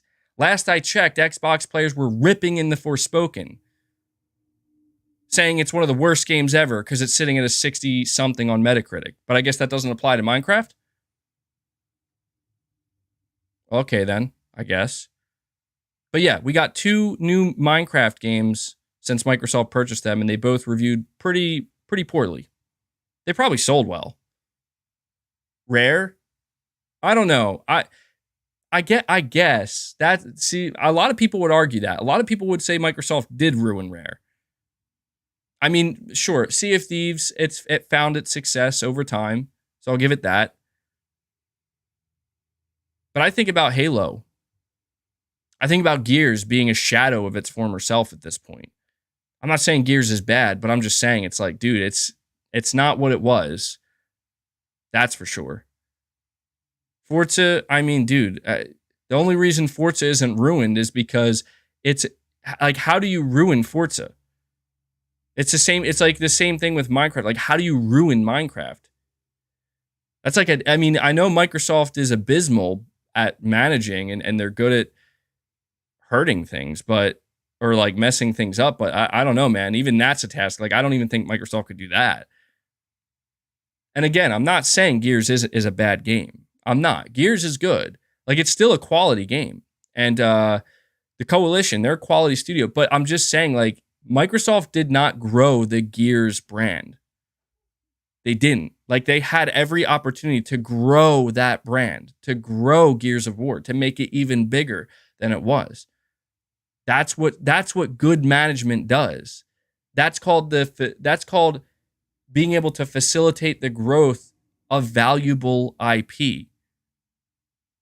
It seemed to me that as soon as Gears was turned over from Epic to Microsoft, it didn't go so well.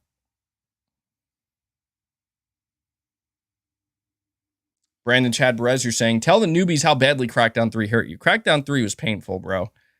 I couldn't believe it. I remember thinking back to Crackdown 3, and I remember how I was legitimately in disbelief. I'm like, there's no conceivable way this is where we are in 2019 with Xbox. Or was it 2018, I think?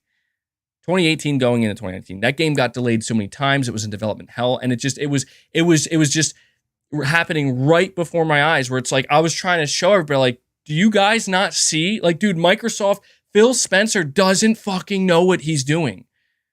I was like literally trying to tell everybody, like, we need to get this man out of there. He is killing Xbox, bro. He really is. That's how I felt at that time. But I knew, like, I knew that wasn't going to happen. I knew no one was going to listen. So I was like, I'll just go to PlayStation. Because what I learned when I switched to PlayStation is that PlayStation gamers have a different expectation. A very different expectation from their brand that they put money into. And to me, like, that was the most noticeable difference to me, is like just the fact that, like,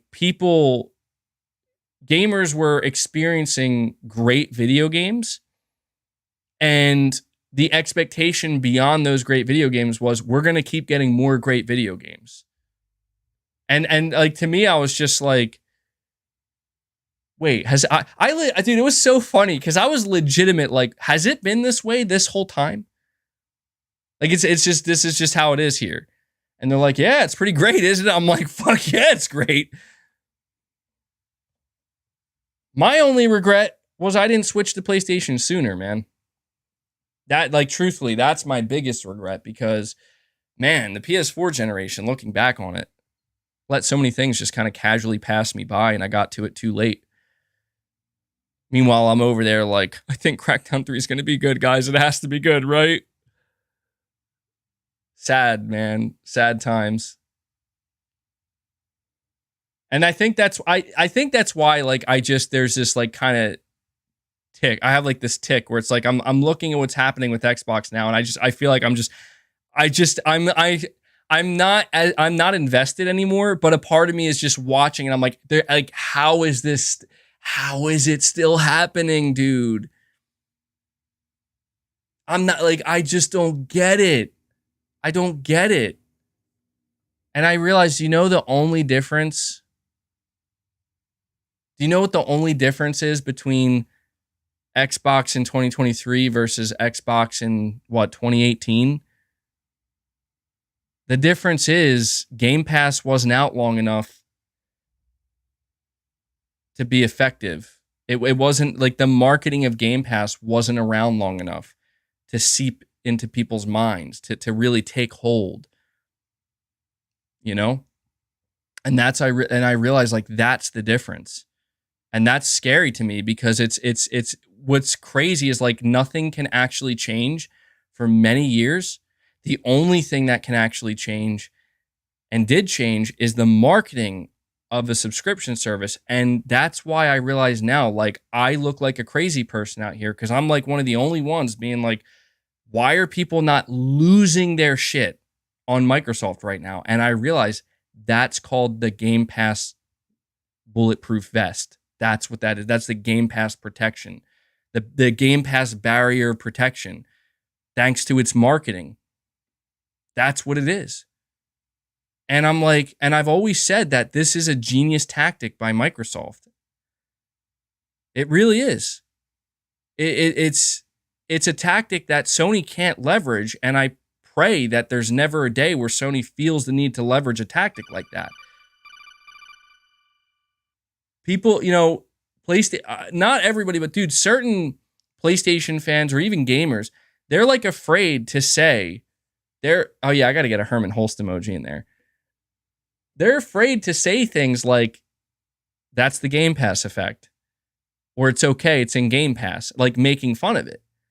Because people are like, yeah, it is okay. It's cheap.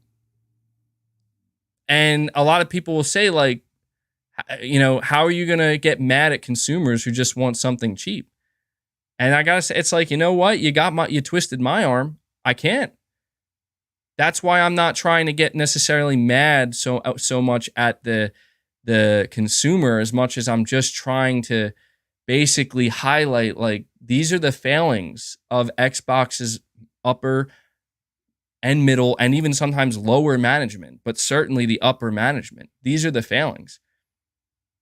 And while everybody's getting swept up in the cheering on, and you're going to see it next week, I'm telling you, I'm prefacing this now so people keep it in mind. Try to keep it in mind. Next week, you're going to see the cheerleading on another level for Microsoft acquiring Activision Blizzard. And you know what? While everybody's out here thinking like, yes, this is great, I'm going to be able to get Call of Duty for cheap, I'm going to be able to get future Activision titles for cheap, that's all fine, well, and good. And I agree that if that's what you're excited for, that's a pretty damn good reason to be excited. If you're somebody who plays Call of Duty yearly and you'd rather just be subscribed to Game Pass, not own the game, but just basically rent it year over year, then that's fine. That's totally reasonable. But from my perspective, all I can see is the cheering on of failure. Like the cheering on of, you guys couldn't do it, so you bought it, and I'm excited for it. That's all I see. And that's, I guess, just the fact that I'm not a subscription-based gamer. I know that to a lot of people, they don't care. Like, they don't care. They're like, it's not a failure. I see some people in the chat, it's not a failure. But I don't know, man. That's all I see. That's all I see. I think it is desperate. No doubt about that. But again, you know what I just want to say, like, even though I'm saying, oh yeah, Xbox is a failure, I swear, dude, I swear, you think I've been ranting about Xbox, right? I'm telling you, PlayStation fans who think, oh, well, finally, MBG's redirecting his rage and his frustration towards Xbox, finally. I'm telling you, y'all better hope Jim Ryan doesn't say some dumbass shit next week, because there's going to be some ranting to be done. I don't want to see Sony do a damn thing. I want to see Sony be silent. Sony has proven they have no problem being silent. It's very easy for them to be silent. And if there's one time I want to see Sony be silent, it's next week. Let Xbox have their win with the CMA. Let them be excited that they're actually going to this thing's going to clearly go through after that. Right? Just let them have it. Focus on your showcase. Focus on your games and get and just let that be the thing that you talk about. But man, it's gonna be crazy. Like dude, I'm kind of looking forward to it because you already know what you're gonna see. You know you're gonna see these guys come out all over the internet, and they're gonna have like their memes of like Phil Spencer laughing and Jim Ryan with the tears and shit. It's pretty funny. It's always funny to see that shit. It is. It's truly funny to look at. But the thing that's gonna just be so bizarre to me is like I'm just gonna be disappointed and shaking my head because it's like guys, like we're just gonna pretend that the past couple weeks didn't happen. We're just gonna shove all that to the side because now we can talk about crying Ryan again.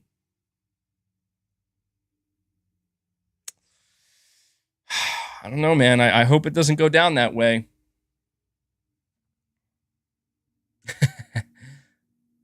Saying that the emojis are amazing. I should add more of them in the future. Dude, as I said, not to sound like a broken record, but I know people come in and out of the streams. The more members we get, the more emojis that get unlocked. Not by my choice. That's how YouTube does it. Like every time you hit a milestone of memberships, they give you the ability to add another emoji. I don't know what the limit is. I don't even know if there is a limit, but depending on how far we go, like right now, I think the max emojis I can have is like 20 potentially. So I don't know that they're all filled up yet, but it could get to a point where we have 30 emojis, 40. I mean, I feel like at some point it could probably get out of hand. Like there's just too many, but yeah, you can keep going with them. So I'll have to make more. All right, let me see here. Invader Brain, thank you so much. I failed to see. I got 2 more gifted memberships. Let me add that to the count here. So we are now at 23 total memberships, just 2 away from today's goal, guys. So thank you so much, Invader Brain, for gifting yet another membership. And I see another one from Domingo813, another gifted membership. 23 out of 25 memberships for today's stream. If anybody is feeling generous and they want to gift a couple more, or anybody's new and they want to become a member, consider doing so. We can hit that 25 mark. Now, look, in the future, what I'm hoping we could do is get to a point where I can increase the... there we go, Aaron Yogurt. Aaron Yogurt's like, I got you, MBG. Stuzz Monkey was gifted a membership. Thank you, Aaron Yogurt. So now we're just simply 1 away from the goal. I mean, I got to say, you guys are crushing the goal like almost daily here, you know? You guys are like crushing the goal. I've been setting the goal at 25, and you guys have been coming out for. So maybe over time we can start to increase that a little bit. And people were asking if I could offer some type of reward when we hit that goal. General Banana and Waved Max both coming in, fighting to hit that 25 mark. Thank you guys so much. Dan was gifted a membership thanks to General Banana, and Saul Goodman was gifted a membership thanks to Waved Max. Love to see. Thank you so much for that, guys. There we go. Crushed the goal. 26 out of 25. You guys are just showing up each day. Very much appreciated. I'm trying my best to keep the content flowing. I gotta say, one thing I underestimated was the difficulty of doing a stream every day and then also producing a video to have out that day as well. I mean, I'm combining the two to a degree, but that's like, I gotta say, like that is a new thing I'm doing that you see someone gives you a member during your rant and ticker. Okay. That's a new thing I'm doing, and it's a little bit tougher than I thought it would be, but I'm enjoying it, man, because you guys keep showing up. You guys keep showing your support, and it's really the lifeblood here. Keeps me going. So I appreciate it, guys. And we're actually not done yet. I know that was like the Xbox rant portion of the the show. And I get it. Like, look, I don't know that I want every single day to be like, oh, what's MBG going to say about Xbox this time? I know it'll happen a lot, but I don't want that to be every day.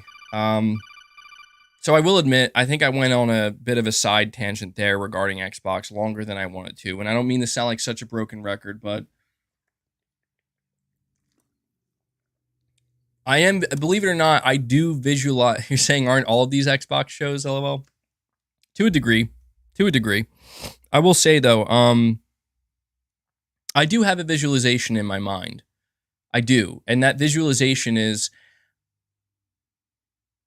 as crazy as it sounds, as far-fetched as it sounds, is the day where I'm like not actually pissed anymore at Xbox, where it's like I'm actually genuinely excited again. And I don't know when that's going to happen, man. I'm not trying to rain on anybody's parade, but I guess sometimes I get frustrated because I see people getting excited about things that Xbox is doing that to me, I'm just like, I'm not even I'm actually kind of annoyed at that. I'm not even excited about it. I think there are things to be annoyed about and people are not focusing on them enough. But I really do look forward to the day because I think it's gonna have to happen at some point, whether it's this year, next year, the year after that. They're gonna do something. Like they're gonna do something. I'll be like, holy shit! Now I'm actually hyped. And my hope is that the day will come. The day will come where we got Sony and Microsoft both doing things that are getting me hyped, like consistently. You're saying, dude, shut up. It's cool. Xbox needs to step it the hell up. They do. They do, man. So why hate on it, MBG? Well, I'm not just hating on it for the sake of hating on it. I'm trying to change the messaging. That's what I'm trying to do. People are like, that's the thing is people are like, how come you're talking less about Sony? Dude, because there's not much I feel like I want to change. I'm trying to spread a message. I'm trying to get people to start to see things a little bit differently and to have a different mindset, a different perspective, a different expectation. And that's why with PlayStation, there's not much, like the biggest thing I've been arguing or basically complaining about, I don't even know if I guess I've been complaining, but it's like, I've been trying to even tell PlayStation fans, because some PlayStation fans say to me, like, MBG, you're too expecting of Sony, man. Like you're always talking about a showcase and you're asking for it too much and you're not focused enough on what they have been delivering. And that's where I do push back against even the PlayStation people who are saying that, because I'm like, I don't agree with you. I think we absolutely should be telling Sony that we don't want to go years at a time without a proper showcase. I don't want that. You shouldn't want that. I'm not saying we can't rationalize it. If they didn't have enough ready to show, then they didn't have enough ready to show. I don't believe that for a second. I think that's a crazy theory that like the reason why Sony didn't have a September showcase last year was because their studios weren't ready. Like, dude, they could have just held a showcase for just their third-party games. Like, look at the stuff that they were. A lot of people walked away from the Game Awards last year saying, dude, that was close to a showcase. Like, they announced a bunch of stuff there. Sony had a great showing. And I'm just saying, if you took that and some of the things that they announced earlier in the year, they could have made it a showcase. But I understand that you can't really, if their first party wasn't ready necessarily, then I agree that you can't necessarily hold a showcase without first party. First party is the lifeblood. That's what makes a showcase a showcase. So I do understand that.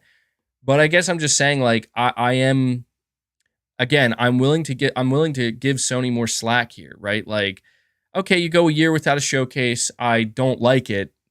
I'm pretty bothered by that, but I can accept it. I can accept it.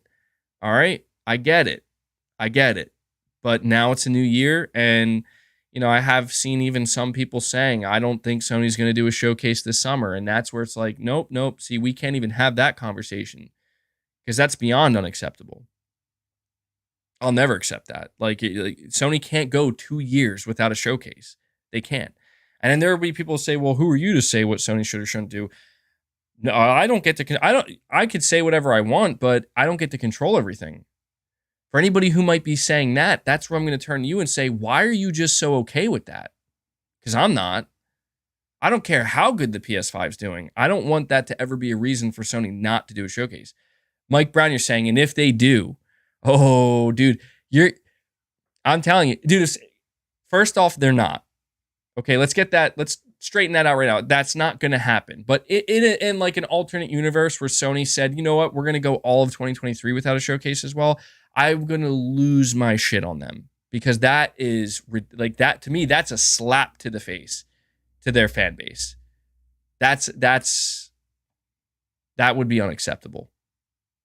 They're already pushing it. I'm sorry, but I'm not. Like, Sony is already pushing it with how long they've been silent and not talking about any of their first party stuff. It's crazy. But the reason why I don't get nearly as upset is because I know it's coming. It's not like they're just sitting there doing nothing. And I know, most importantly, that when it does happen, even though it's a little bit later than I would have wanted it to be, oh man, it's going to be good. Does anybody doubt that? That's the question I had. Does anybody have any doubt? Does anybody have any doubt that when Sony has another showcase, it's there? Come on, there's no doubt. Everybody knows. Like, everybody knows. Even Xbox fans know, that Sony's show is going to deliver. So yeah, it's my only the only thing that I'm worried about. And we got PSP Reviewer 100 coming in with another gifted membership. Thank you, my friend. Look at that. At 27. So yesterday we ended up getting 30 total members. You guys wanted to round it out, get it to a nice crisp 30. Not sure what's so crisp about it, but for some reason that's the way I decided to describe it. So if you want to get it to 30, go for it. I'd love to see it. I'm sure people would be excited. That's the thing is I know I see people in the chat now where they kind of are like, maybe I'm the next one. Maybe I'm the next one to get gifted a membership. So Joe Foley was gifted a membership thanks to PSP Reviewer 100. So awesome, dude. Love to see it. Let me see here. We got the Contextual Gamer Blue Box Showcase first MBG, then PlayStation LMA. Oh man. Yeah. Dude, I need Oh, you know what? I do want to say, I don't know how much truth there is to this. A lot of people have been asking me. Yeah, maybe we could do something like that, where every time we reach a goal for gifting memberships, I could gift one myself. The whole thing is, I would like to do that, but in a bigger way. It's just that right now it's not necessarily within my means because we're just starting. But like in the future, when we start hitting like larger goals, my goal is to obviously give back to the community as well and do my part. But it's going to take a little bit of time to build up to that type of ambition. I have a lot of ambition, obviously. I got to be careful though. I can't overextend my reach. But Josh, you're saying you think I missed your super chat. Oh, yeah, my bad, dude. You're right. Oh, I missed a couple here. Sorry about that. My bad, guys. Let me make sure I read these super chats. Because it shot down to the bottom. So, yeah, make sure you keep me on my toes with that. Last thing I ever want to do is miss super chats. Domingo813, you're saying very spot on Phil Spencer impression. LOL. Yeah. Billy or New Soul 9, you're saying The Outer Worlds. Okay. Yeah, I mean, again, that's the thing. New Soul 9, The Outer Worlds seems to be an IP with a lot of potential. They announced a sequel for it. Let's see what happens. The Outer Worlds should be a much better and improved upon game than the first, or The Outer Worlds 2 than the first one. And it also shouldn't take like 10 years to release. So let's see. MBG, did you see Skill Up going in on Redfall? He called it Redfail. Damn. Even I haven't said that. Even I haven't called Redfall Redfail. That's brutal. Um, that's crazy. All right, let me see here. Billy Too Smooth, thank you for the 10, my friend. You're saying, what do you think of Aloy having a lesbian scene in the DLC? Look, I'm not anti that. I was okay with The Last of Us 2, yet Sony putting it in so many games now, it would be fine if you could choose man or woman, but no. Well, hold the fucking phone here, brother. What are you talking about? Did I miss something? What is going on? No, don't tell me that. Don't tell me No, I thought No, I'm just kidding. It's not that serious. I honestly, this is news to me. Maybe this is a bit of a spoiler here. A spoiler. I didn't even know, dude. As I'm reading that, so I was. Is it maybe he's screwing with us? Maybe he's screwing with us. I don't know. Look, man. Here's what I'll say. Why haven't you been talking about it? No, what I feel like. Oh, okay. I see Aloy trending. Let me look into this for a second, guys. Apologies if you end up hearing anything. I have the. Well, Aloy was trending. I don't see her trending anymore. Maybe I can. Let me see. Oh, okay. Yeah. So that's trending. I came across this tweet from Ashley Birch. Ashley Birch does the voice of Aloy in the mocap. And she said 4 hours ago, and I knew that there was something going on with this tweet. I just knew it. Honestly, dude, I knew it. I already knew it. I gotta be honest. Like, I didn't see anything. I didn't look into anything. And I'm not gonna give any spoilers here. Like, I don't know if it's true or not.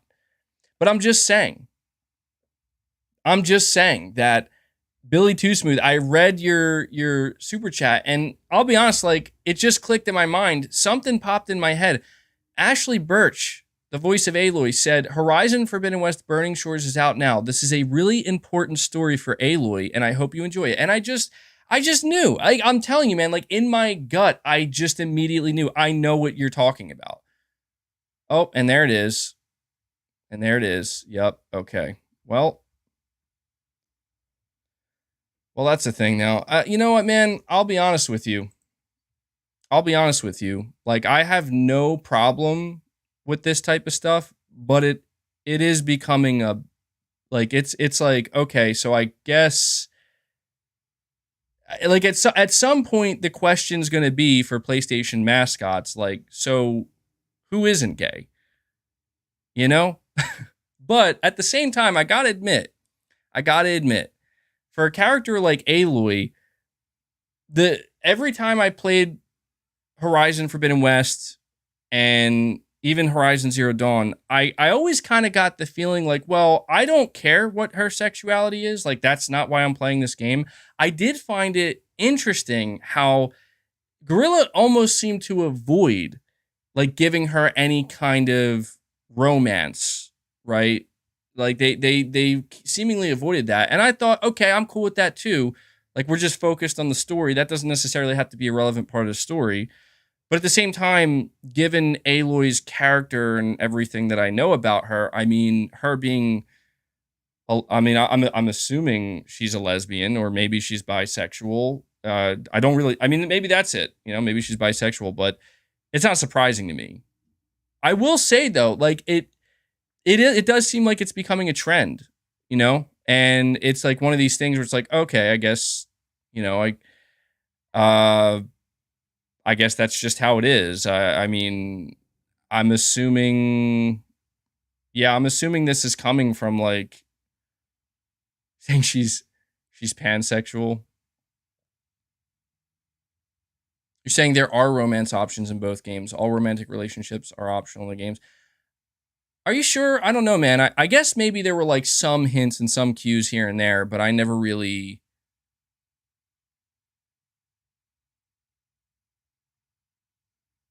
But it is what it is, man. Like, I just.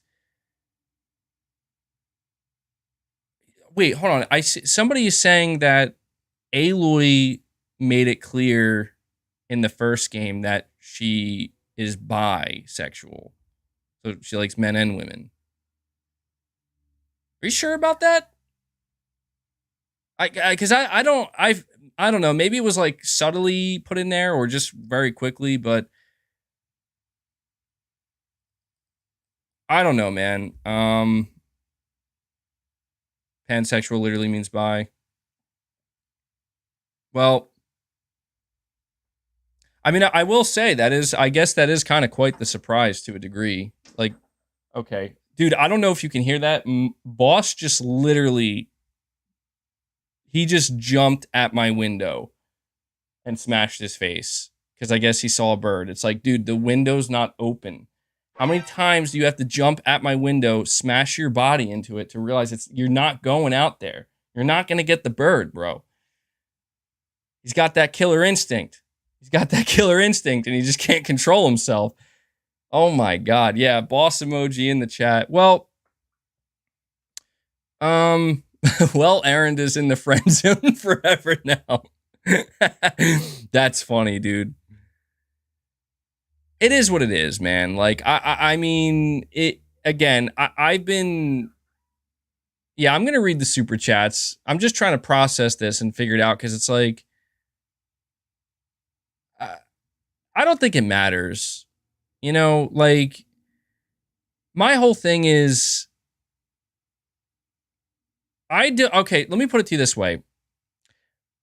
I have not played a Horizon game. Like, I didn't play Horizon Zero Dawn and Forbidden West for romance. Like, I didn't. Like, again, I always kind of got the feeling that there were like subtle hints that maybe some characters are into Aloy, but the vibe I always got from Aloy is that she's just like, I'm not worried about that shit. I'm trying to save the world.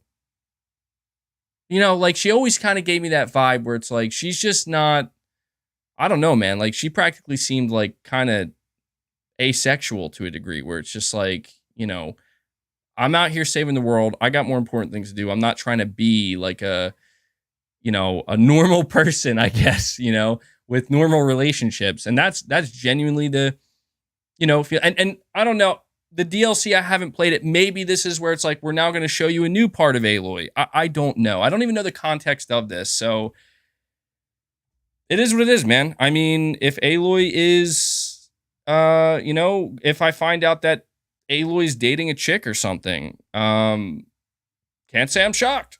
I saw somebody say something. Billy Too Smooth. You say, I'm okay, but damn, what's next? Kratos? Dang. Maybe. I don't know. I don't know, man. Is Sony going woke? Dude, Sony's been woke, bro. I hate to break it to PlayStation fans. Like, if you're against the whole woke stuff, they've been woke. Sometimes I think there's a lot of shit out there these days that it just feels like it's too much. It's not that I have a problem with it. It's just it becomes too much. That's the whole thing, in the same way that, like, when I think about some of my favorite games, I mean, yeah, like romance and intimacy and stuff like that, love stories, they're important and they matter, but it's just like, I at some point it just becomes, it's like, is this really necessary? Like, because I feel like sometimes you can tell it's put into things to create an extra buzz around it. You know what I mean? And that is like, that's where I feel a certain way where it's like, okay. I mean, it feels a bit forced, but that's fine.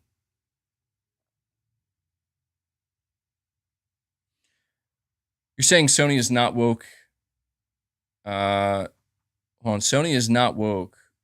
It's not all facts. MBG take I'm sorry, man. I can't understand what you're saying. Sackboy next. Oh, man. Hey, Lee, my eyes are up here. It wouldn't be forced if we were talking about Nathan Drake.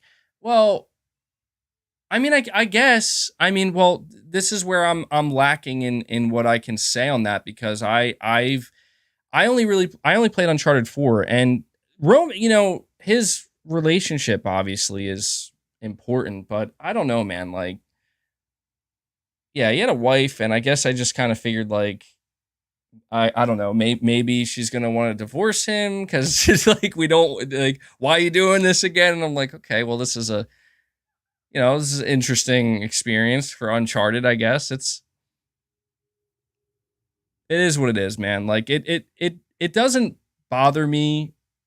It's just more like I would have to like I'm gonna have to play it myself at some point and get the context and see like what's going on, because in my opinion, when it comes to this type of stuff, it's very simple. If it's done well, if it's written well, if it makes sense, if it just feels like it's just happening naturally, and like it's not making me feel like, whoa, what's going on here? This is pretty sudden. I'm not sure what's happening. Then that to me, that's fine. It means it fits. It makes sense. It's part of the story. And so I'm assuming, Guerrilla's pretty good. Guerrilla's been pretty good. So I'm assuming if this is what they're doing, if they added something like this to this DLC, then I have to assume they probably did a pretty good job with it. It reminds me of Ellie in The Last of Us. I thought that was handled really well because I remember, like, at least for me, I mean, honestly, when I was playing The Last of Us, Joel and Ellie's, like, and characters, like, I didn't, and even like Bill, like, their sexuality was not relevant to me when I'm playing the game. Like, dude, this is a post-apocalyptic world where who the hell knows what's going to happen, So, like, the idea of, like, caring about whether they're gay or not, or who they're into, like, I don't give a shit. You know what I mean? Like, that's not what that game was about. But then when they were like, we want to do a DLC and we want to flesh out Ellie a little bit more and her character and what she's been through, and that's like, they did it well. I think, like, it made sense. Like, oh, like, this is if you're really into it, right? And you want to, or really into the characters of The Last of Us, and you want to know more about them.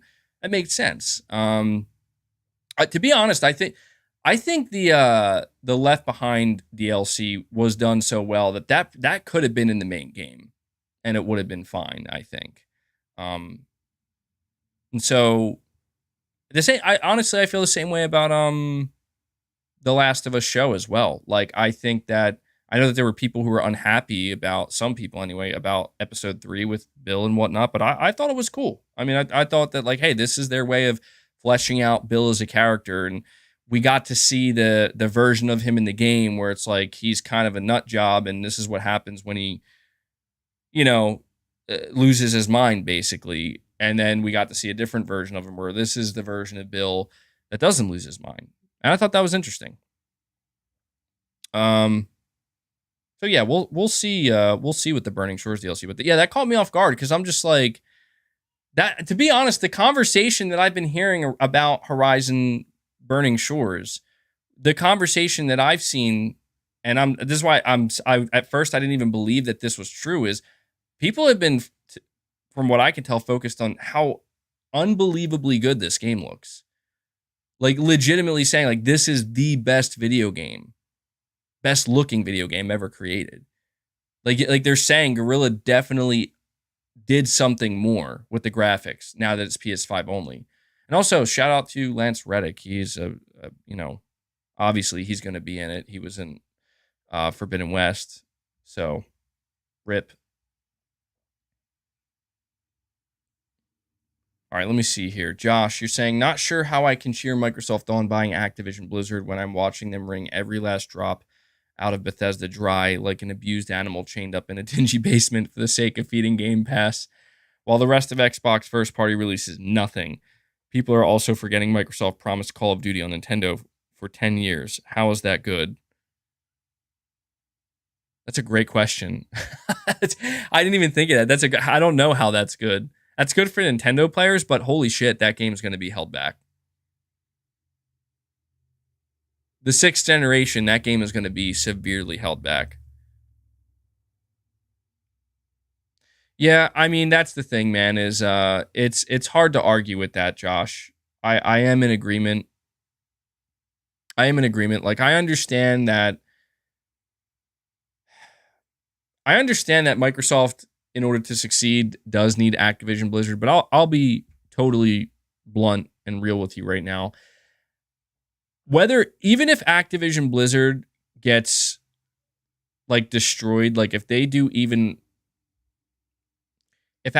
Blizzard really begins to dwindle, I guess you could say, and just not be what they once were underneath Microsoft, it's going to be hard for me to care at all. And I say this only because, dude, I don't understand what's so great about Activision Blizzard as it is. Like the Blizzard side of things, I understand. Like they got Diablo 4 coming out.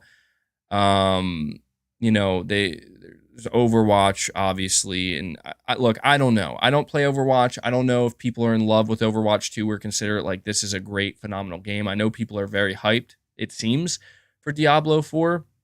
And I think maybe like Blizzard has more could go wrong for Blizzard, I think, potentially.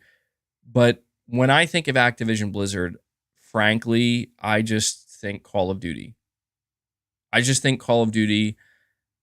think the milking of Call of Duty and how I've witnessed franchises just burn underneath Activision Blizzard. Not thrive, just burn. Call of Duty, I mean, look, I know people still love Call of Duty. I don't know what it is anymore.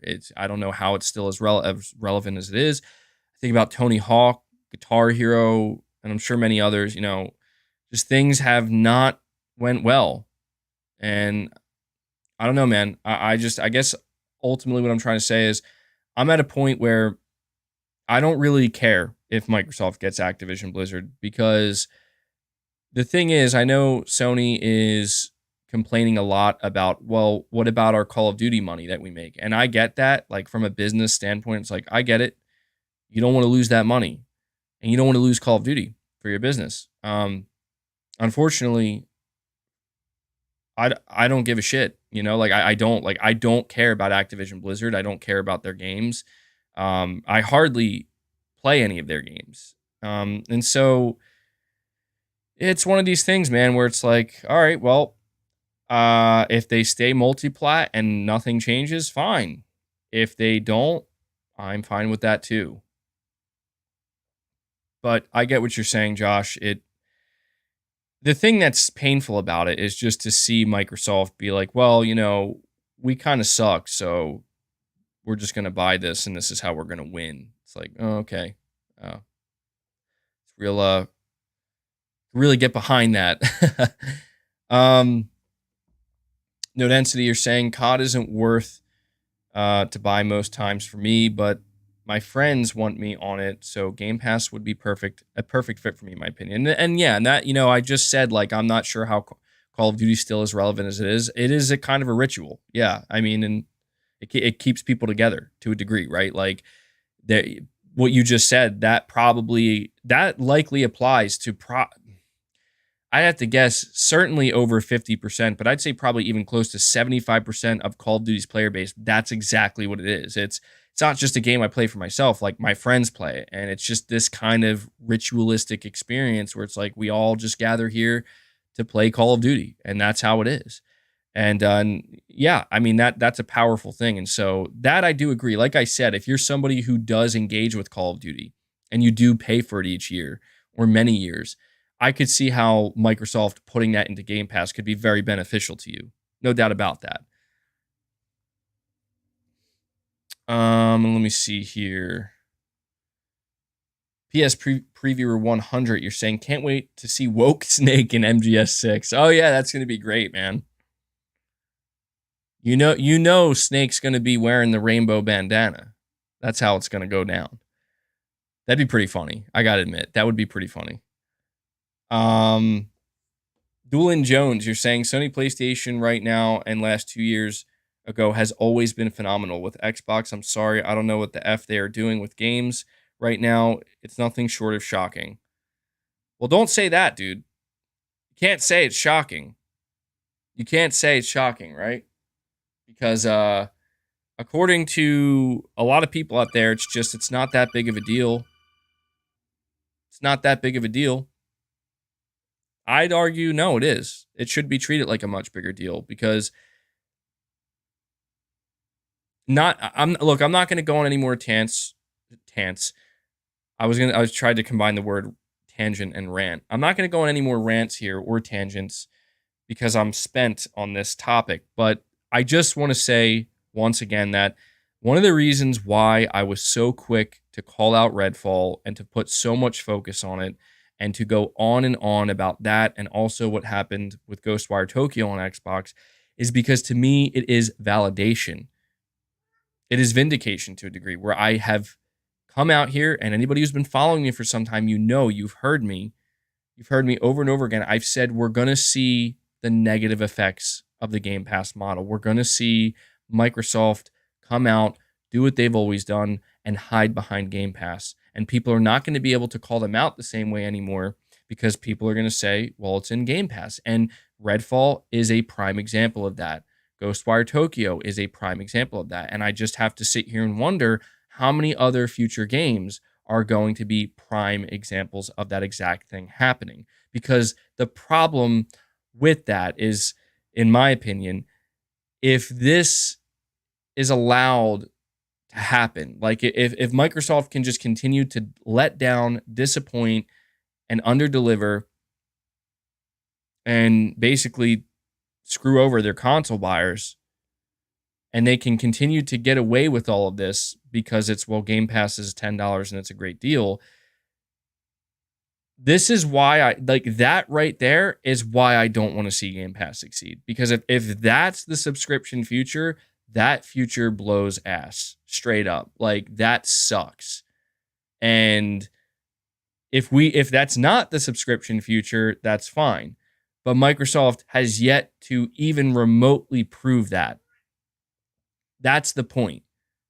Sony has proven something. Microsoft has not. Sony has proven this is a AAA exclusive. It's $70 and it's going to be worth it to most people, if not all people who buy it. Right? And it works. It works. Like that works. And we've proven it works. We sell really well. People are okay buying it and supporting it. Microsoft hasn't proven what it is that they're supposed to prove, and this is why I have encouraged people over and over again: do not fall for Microsoft's bullshit, because that's what they want you to do. They want you to get hyped up about the studios they're buying. They want you to get hyped up about the value that is Game Pass. They want you to constantly talk about how cheap it is and how great it is. It's a great bang for your buck. They want you to do this because they know how difficult and potentially unrealistic it will be for them to deliver games that compete with Sony in a $10 a month subscription service model. And yes, that's true. Every company does this with their products. I'm not saying it's just Microsoft. I mean, don't get me wrong. There are times where Sony is, they can get a little bit much too, but not nearly as much. Truly. Like, so the reason why Sony hasn't had to rely on marketing is because, dude, like, they have been letting mostly just their games and their products speak for themselves. And they know that the fans will speak for it too. They know that if they keep their fans happy,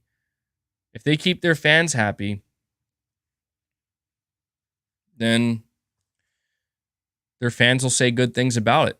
People will listen. And, it'll market itself, basically. I just don't want people to sit back and think that... I don't want people to sit back and think that a game like Starfield releasing on Game Pass is practical. It's not. It's not practical at all. It never will be. And actually, the only time it could be practical is if Game Pass were to get to a really, really high number of subscribers, like a high number of subscribers, then it would be practical. But that's kind of the conundrum, right? Because it's like, well, we need to pay for Starfield to get to those numbers. You see what I'm saying? Like it's a money sink, and I don't know, man. I don't know that it's gonna work out the way people hope it's gonna work out. It might, but I don't know, man. I Dueling Jones, I feel the same way you do.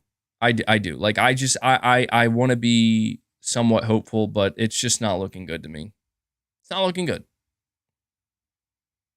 Big Nabs, you're saying buying Activision was an admission of failure. It absolutely was. Oh, yeah. All you got to do is just go back a couple weeks, go check the past couple months. Microsoft has had no problem throwing their own games, their own studios, their own ability, or lack of ability under the bus in the name of convincing regulators like we need this. And it's worked. It's working. Good. You know, that's the whole thing, is their tactics have worked. So, and I'll tell you, man, I said this yesterday. I'll mention it one more time here because it's funny. I did see people saying at least a couple people in the comment section of my video yesterday that I put out, not my stream, but my video. They were like, doesn't anybody realize that Microsoft did this to their own games on purpose to convince the regulators? And I'm like, there's just no way. That can't be true. That, like, there's no way, because that doesn't explain their past failures. Well, the best way to conclude this episode of Hype or Rant or Hype with MBG is to finish saying what it is that I wanted to say initially. When it comes to Horizon Burning Shores, because I didn't finish cycling through all of my topics, and I will finish that now, because that's the point of the show. I went on a very, very long side quest there, very long. It like reminds me in a game where it's like you go on a side quest or side mission in a big open world game, and you spend like way more time on that side quest or side mission than you do even the main mission that you were supposed to do. It's kind of like that. So Horizon Burning Shores, while I haven't played it yet, I'm hearing it looks shockingly good. I'm hearing it looks utterly incredible. One of the best looking games ever. Obviously hype. I have to, experience it myself, obviously, and I don't know what the story aspect of Burning Shores is, but right now it's looking pretty hype. So I'll give that a hype. Let me see. The final topic, PS5. So I'm annoyed because I barely even talked about this, and this was supposed to be my main topic. I don't know. Maybe I'll talk about it more tomorrow. We will be live again tomorrow, but the PS5 is now outpacing the PS4. Okay? The PS5 is now outpacing the PS4. This is... I mean, it's surprising and not at the same time. Like, it's not surprising because I'll tell you, if you go back to the build-up to the launch of the PS5, I was telling everybody, I'm like, guys, I've never seen hype like this for a console. I've never seen hype like this for a console. Like, this thing is it's gonna explode.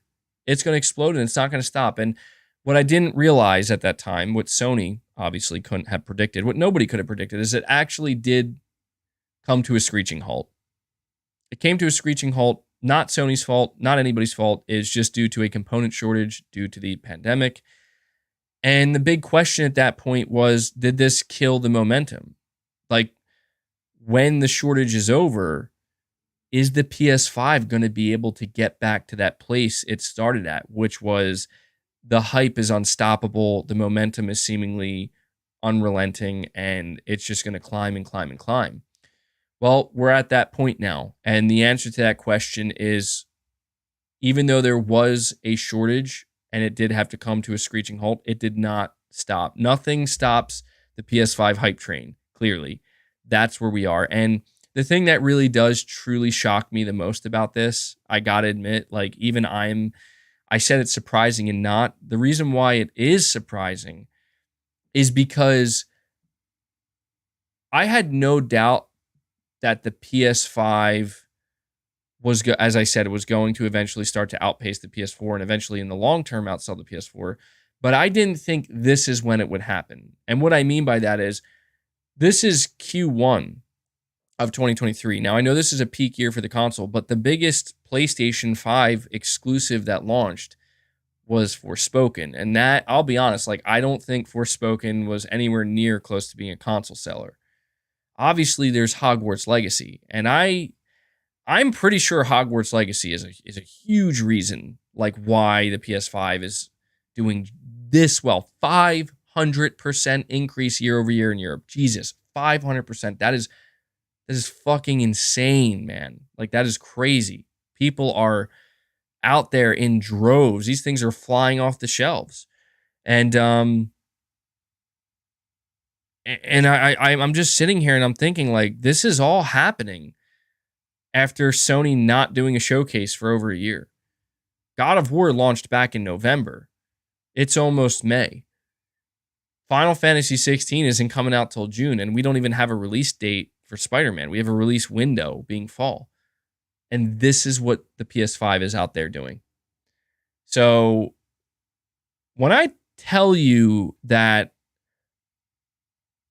all of this shit that you've seen over the past couple of months with the whole Activision Blizzard thing, the Last of Us PC thing, Forspoken's bad review scores, all this negativity, I hope people are like all those people who were quick to jump on that. I think they were also quick to forget who it is that they are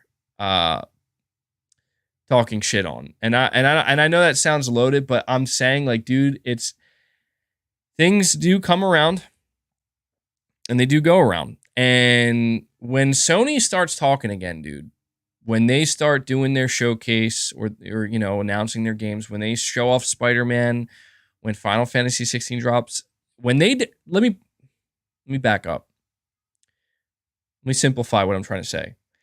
When Sony decides it's time to hype people up for the PS5, I don't think people are fully I don't think people are ready for what's about to go down, because the build up to the launch of the PS5 is one thing.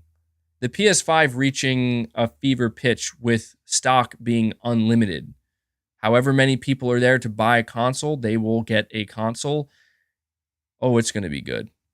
It's going to be really, really good. And I'm excited, dude. Like, Sony doesn't have to do much. All Sony has to do is they put out a little new trailer for Spider-Man 2, and boom.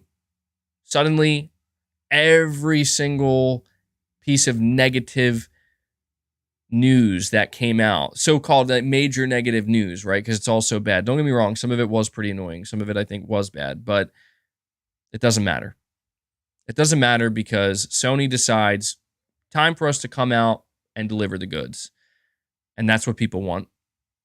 And that's why people are buying PS5s. That's what happens when you deliver consistently. That's what happens when you actually... That's what happens. PlayStation and PlayStation Studios and the success that the PS5 is finding right now is the result not of dirty business practices. There are people out there that would have you believe, well, the only reason the PS5 is doing so well and the only reason PlayStation's number one is because they play dirty. They're cutthroat. They cheat, basically. They're cheap. No, you are 100% wrong. You couldn't be more wrong. If you knew anything about PlayStation, you would know that while, yes, they do engage in some third-party practices, and there's no doubt Sony is, to a degree, a cutthroat business. If you look at the things that have carried the PlayStation brand to its highest point, it's not any of those things. It's not any of those things. The things that have carried the PlayStation brand to its highest point and the PlayStation console to its highest point are their studios, the culture within their studios, them making sure that their studios are growing, that their studios have time, and most importantly, that the talent they have acquired are happy, and that they have faith in that talent, and that they manage that talent properly. You couple that with a couple of solid third-party exclusivity deals, and then you couple that with a couple of solid third-party marketing deals like what we've seen with Hogwarts Legacy. And this is the result. This is what you get. And I want to emphasize one last time, it's happening before the big games even launch. It's happening before the big games even launch. So, yeah, things are looking good. I know I'm a little bit tired because I've been, it's almost reaching the 3-hour mark, but I'm going to put this in the chat because after what I just said, it should be obvious. It's absolutely hype. Absolutely. Love to see the PS5 succeeding this way. Love to see people going out there and supporting quality. You love to see it. You love to see that people still believe in the idea of, yeah, the PS5 is $500. That's a lot of money, but it looks like it has some quality games. And I'm going to pay for those games. You love to see it. I need somebody to explain to me. Here you go. You can tell I've been building up to this final rant. And I'm just going to ask a question. But I need somebody to explain to me, how is it that the PS5 console, which has released in November of 2020, has not even been out for 3 years yet? It's been out for about close to 2.5 years. 2.5 years, 2.5 years. How does a $500 console that's been out for 2.5 years outsell, acquire more buyers than a $10 subscription service that's been available since 2017? I feel like I have the answer to that question. And I feel like many of you have the answer to that question. And I think at the end of the day, that's really the whole point I'm trying to make. The whole point I'm trying to make is that that's what I'm in support of. I'm in support of quality. I'm in support of the console. And I'm happy. I enjoy it. Works out pretty well. Quality over quantity. One last thing I'll say, and then I'll end it. I remember back in 2020 and throughout the past couple of years, I've been saying that, that's the saying that would go around a lot. Quality over quantity. And I always thought to myself, what happens when you can have both? Because I painted this picture earlier where on one side, Sony is investing in the console. They're investing in high quality, expensive games. On the other side, Microsoft is investing in a cheap to subscribe to service, and they're focused on having a lot of games in that service, but they're actually both chasing the same thing. And you know what they're both chasing? And this is the truth. They're both chasing that right there. Not just quality, not just quantity. Why not both? Quality and quantity. That's what they both want, but only one of them is seemingly on the cusp of actually getting close to achieving it. And that's, you can determine who that is. I'm sure you know, but I'll leave it to you. And that's going to do it, guys. That does it for this episode of Rant or Hype with MBG. And I got to say, I am a little bit tired, probably because my blood sugars are low. I got to eat something. I got to say, you guys are awesome. Like, really, I was unsure about doing a live show every day. And don't get me wrong, there may be some days where I have to take a little break.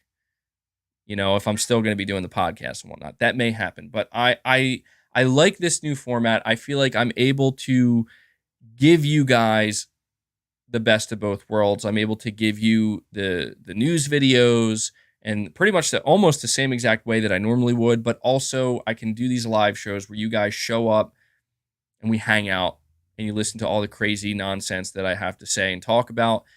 But most importantly, you guys show your support where you need to show it. You guys become members, you guys gift memberships, and I've been pushing it and talking about it a lot. No doubt about that. I have been asking a lot of you guys, but you have delivered in spades, and it's just really nice to see that. It's nice to see that you guys are willing to support it. And then you guys also come out here with super chats, showing your support in that way.